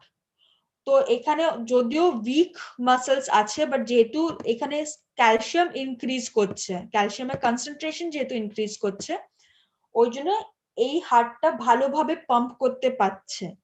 although this is weak, but it is gradually getting back its elasticity, hence it can pump more. তো pump যখন মোর করছে তখন we are seeing কি cardiac output বাড়ছে, Haynes এই যে পাথওয়েটা weaker muscle less forceful pump এটাও crossed out, fine. Next, if we see verapamil, okay, it is a calcium channel blocker. verapamil এর একটা প্রপার্টি আছে যে ওটা হাইপারট্রফিক, যে হার্টের হয়ে গেছে অলরেডি মাসলস বিল্ড আপ হয়ে গেছে, it helps to treat such hearts. ও হাইপারট্রফিক হার্টেরও ইলাস্টিসিটি বাড়াতে সাহায্য করে। যার জন্য আবার যে এখান থেকে প্রিলোডটা কম হওয়ার প্রবলেম ছিল সেটাও কমে যাচ্ছে। So this is also crossed out. So ধীরে ধীরে we are getting out of the vicious cycle. Fine. এবার when we are giving the ACE inhibitors here, তাহলে ওখানে conversion into angiotensinogen হচ্ছে না। এবার যদি কনভার্সনই না হয় এখানে, তো it won't be acting on the AT1 receptor. Fine. তো এই পাথওয়েটাও পুরোপুরি বন্ধ হয়ে গেল। সো এই পাথওয়েটা যদি বন্ধ হয়, we can see কি ওয়াটার রিটেনশন হচ্ছে না, ইনক্রিজ আফটার লোড হচ্ছে না, এগুলো কিছুই হচ্ছে না। ওকে, বিকজ এখানে আমরা কনভার্সনটাকেই বন্ধ করে দিচ্ছি। এবার যদি কনভার্সনও না হয় তাহলে AT1 receptor does not get activated. যদি অ্যাক্টিভিটি না হয় তাহলে it does not remodel the heart. Remodel না হলে আবার হাইপারট্রফি হচ্ছে না, and this whole thing gets blocked. এবার suppose some of the renin gets helps in the conversion of angiotensin, suppose হয়ে গেল, তখন কি করব? তখন তো ওয়াটার রিটেনশনটা হয়ে যাবে, বাট নো, এখানে আমরা ডাইউরেটিক দেব। যদি ওয়াটার রিটেনশন হয়েও যায়, এবার ওয়াটার রিটেনশন হলে ইনক্রিজ প্রিলোড হতে পারে বা increase in the volume of the blood, overall যেটা আমরা ওভারলোড বলি, ভলিউম ওভারলোড, সেটাকে আমরা স্টপ করছি। How? Because we are giving diuretics. Diuretics দিলে কি হয়, বডির মধ্যে যে এক্সেস অ্যামাউন্ট অফ ওয়াটারটা আছে সেটা বেরিয়ে গেল। তো যখনই ব্লাড থেকে ওয়াটারটা বেরিয়ে গেল, ব্লাডের ভলিউম অলরেডি কমে গেল। ফাইন। টু রিক্যাপিচুলেট বা সামারাইজ अगेन, আমরা এখানে প্রথমে ডিজিটালিস ইউজ করব। ডিজিটালিস যদি ইউজ করি, ওর পার্সোনাল যে আয়োনোট্রপিক প্রপার্টি আছে সেটা অলরেডি কার্ডিয়াক আউটপুটটাকে বাড়িয়ে দেয়, যার জন্য বেরো রিসেপ্টরস যেটা আছে সেটা সেন্সিটাইজ হয় না। Two stimulate sympathetic nervous system.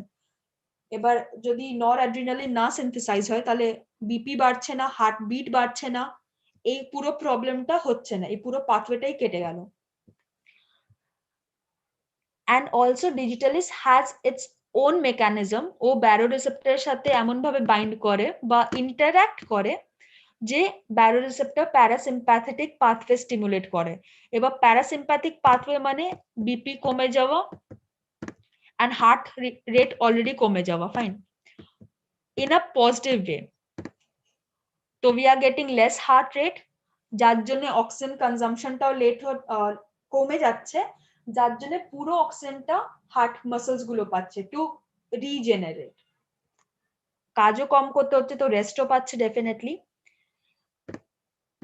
Now if we are using digitalis over here, ধর একটা হার্টের মাসলস গুলো উইক হয়ে গেছে অলরেডি, সো ডিজিটালিস যেহেতু এখানে ক্যালসিয়াম ইনক্রিজ করছে, and calcium helps in the contractility of the heart, তো যার জন্য পাম্পিংটা বেশি হচ্ছে। পাম্পিংটা বেশি হলে अगेन কার্ডিয়াক আউটপুট কিন্তু বেড়ে যাচ্ছে। ফাইন, এবার যে হার্টের অলরেডি হাইপারট্রফি হয়ে গেছে due to the remodelling, we are using verapamil over here because verapamil is a drug used to treat hypertrophic cardiomyopathy in many of the cases. তো লো প্রিলোডের যে প্রবলেমটা হচ্ছে কি ভরছে না বা ফিলিং হচ্ছে না, সেটা verapamil is solving the issue. Now over here we see কি কিডনিতে কম ব্লাড যাচ্ছিল। ফার্স্ট অফ অল তো কার্ডিয়াক আউটপুটটা বেড়ে গেছে through all of this pathway. Cardiac আউটপুটটা যেহেতু বেড়ে গেছে, তো কিডনিতে ব্লাড এমনি অ্যাক্টিভেট হচ্ছে না, তো এই পাথওয়েটা অলরেডি হচ্ছে না। বাট ধর হলো, তখনও কোনো প্রবলেম হলো আমাদের বডিতে, we are not able to access this medicines, বা আমাদের বডি এটাকে মেটাবলাইজ করে ঠিকঠাক জায়গায় রিসেপ্টরে কাজ করতে পারলো না, অনেক কিছু হতে পারে। তখনও যদি কিডনিতে লেস ব্লাড যায়, we also have another chance. তখন আমরা এস ইনহিবিটরস দিই। S inhibitor first of all তো টেনসিনোজেনকে কনভার্ট হতে দেয় না ইনটু অ্যাক্টিভ অ্যাঞ্জিওটেনসিন। এবার যদি এটা কনভার্টই না হয় তাহলে এটা AT1 রিসেপ্টরে কাজ করবে না। AT1 রিসেপ্টরে কাজ না করলে এই রিমডেলিংটা হবে না, যেটা which is a property of the AT1 receptor activation. তো এই পাথওয়েটা কেটে গেল। নেক্সট AT1 রিসেপ্টর কি করে, সোডিয়াম আর ওয়াটারকে রিটেন করিয়ে দেয় বডির মধ্যে বা ভ্যাসো কনস্ট্রিকশন করিয়ে দেয়। বিকজ ব্লাড প্রেশার বাড়াতে হবে, ব্লাড প্রেশার বাড়লে কার্ডিয়াক আউটপুট বাড়ার কথা, ওই জন্য এই পাথওয়েটা ফলো করে। বাট এসি ইনহিবিটর এটাকে আটকে দেয়, তো না ওয়াটার রিটেনশন হয় না ভ্যাসো কনস্ট্রিকশন হয়। তো এই জন্য ইনক্রিজড আফটারলোডও হয় না, যেহেতু ভ্যাসো কনস্ট্রিকশন হচ্ছে না, ওই জন্য ভলিউম ওভারলোডও হয় না। নেক্সট, যদি বাই চান্স activate হয়ে যায় angiotensin, and if that activates AT1 receptor subsequently, তখনও we have got a chance আমরা diuretics use করব। diuretics কি করবে, যে excess ওয়াটারটা আছে ওটাকে বার করে দেবে, যার জন্য ভলিউম ওভারলোড হবে না। এবার ভলিউম ওভারলোড না হলে কার্ডিয়াক আউটপুট অবভিয়াসলি বেশি থাকবে, বিকজ মাসলস গুলো স্ট্রেচ হয়ে উইক হয়ে যাবে না। this will follow this pathway, same as verapamil। verapamil যেটা ট্রিট করছে, বা same as digitalis to be precise, same as digitalis, right? Pump করতে সুবিধা হবে। Now tell me, did you get the compensatory mechanism and how the treatment will be helping to break the vicious cycle? Like in which steps or in which pathway we are using which drugs? কোন কোন পাথওয়েটাকে বন্ধ করার জন্য আমরা কোন কোন drug use করছি? Did you get it?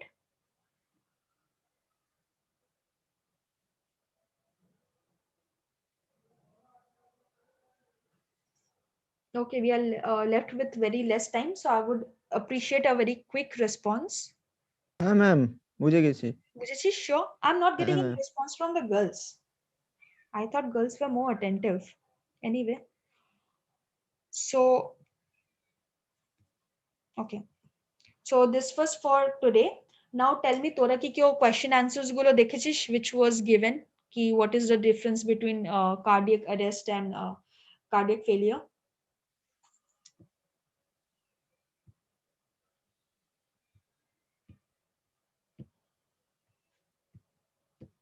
Any one of you? Okay, no. Fine. Can someone tell me the difference between a cardiac stimulant and a cardiotonic?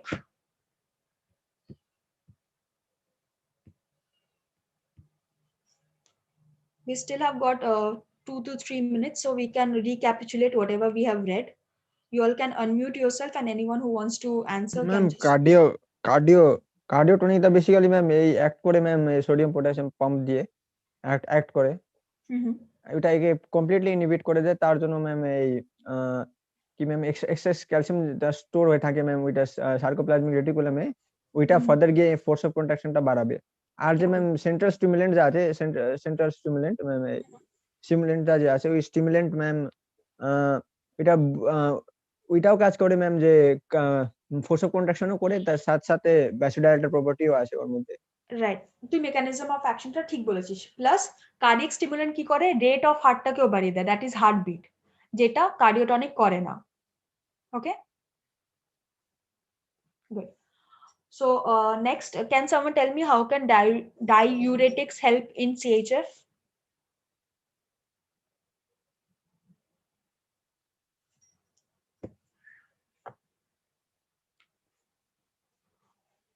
Diuretics, come on guys. water retention होते हैं ना body पे। Yes, I got that you said water retention take ber kore, so yeah, perfect, that is fine. So I think all of you were attentive, but next time please let us try to do this, that je সবথেকে বেশি answer করবে, fine, let us make this interesting. The person who will be answering the most, so after the end of every chapter I'll be taking his or her name, okay, and we all will be clapping for that person for being interactive even during online classes. So next time যখন answer করবি নিজের নামটা বলিস, I'll note it down for every chapter, and then we can proceed to the question and answers. So that's all for today. I hope you have understood what was taught, and ma'am, it's over to you now. Thank you, class.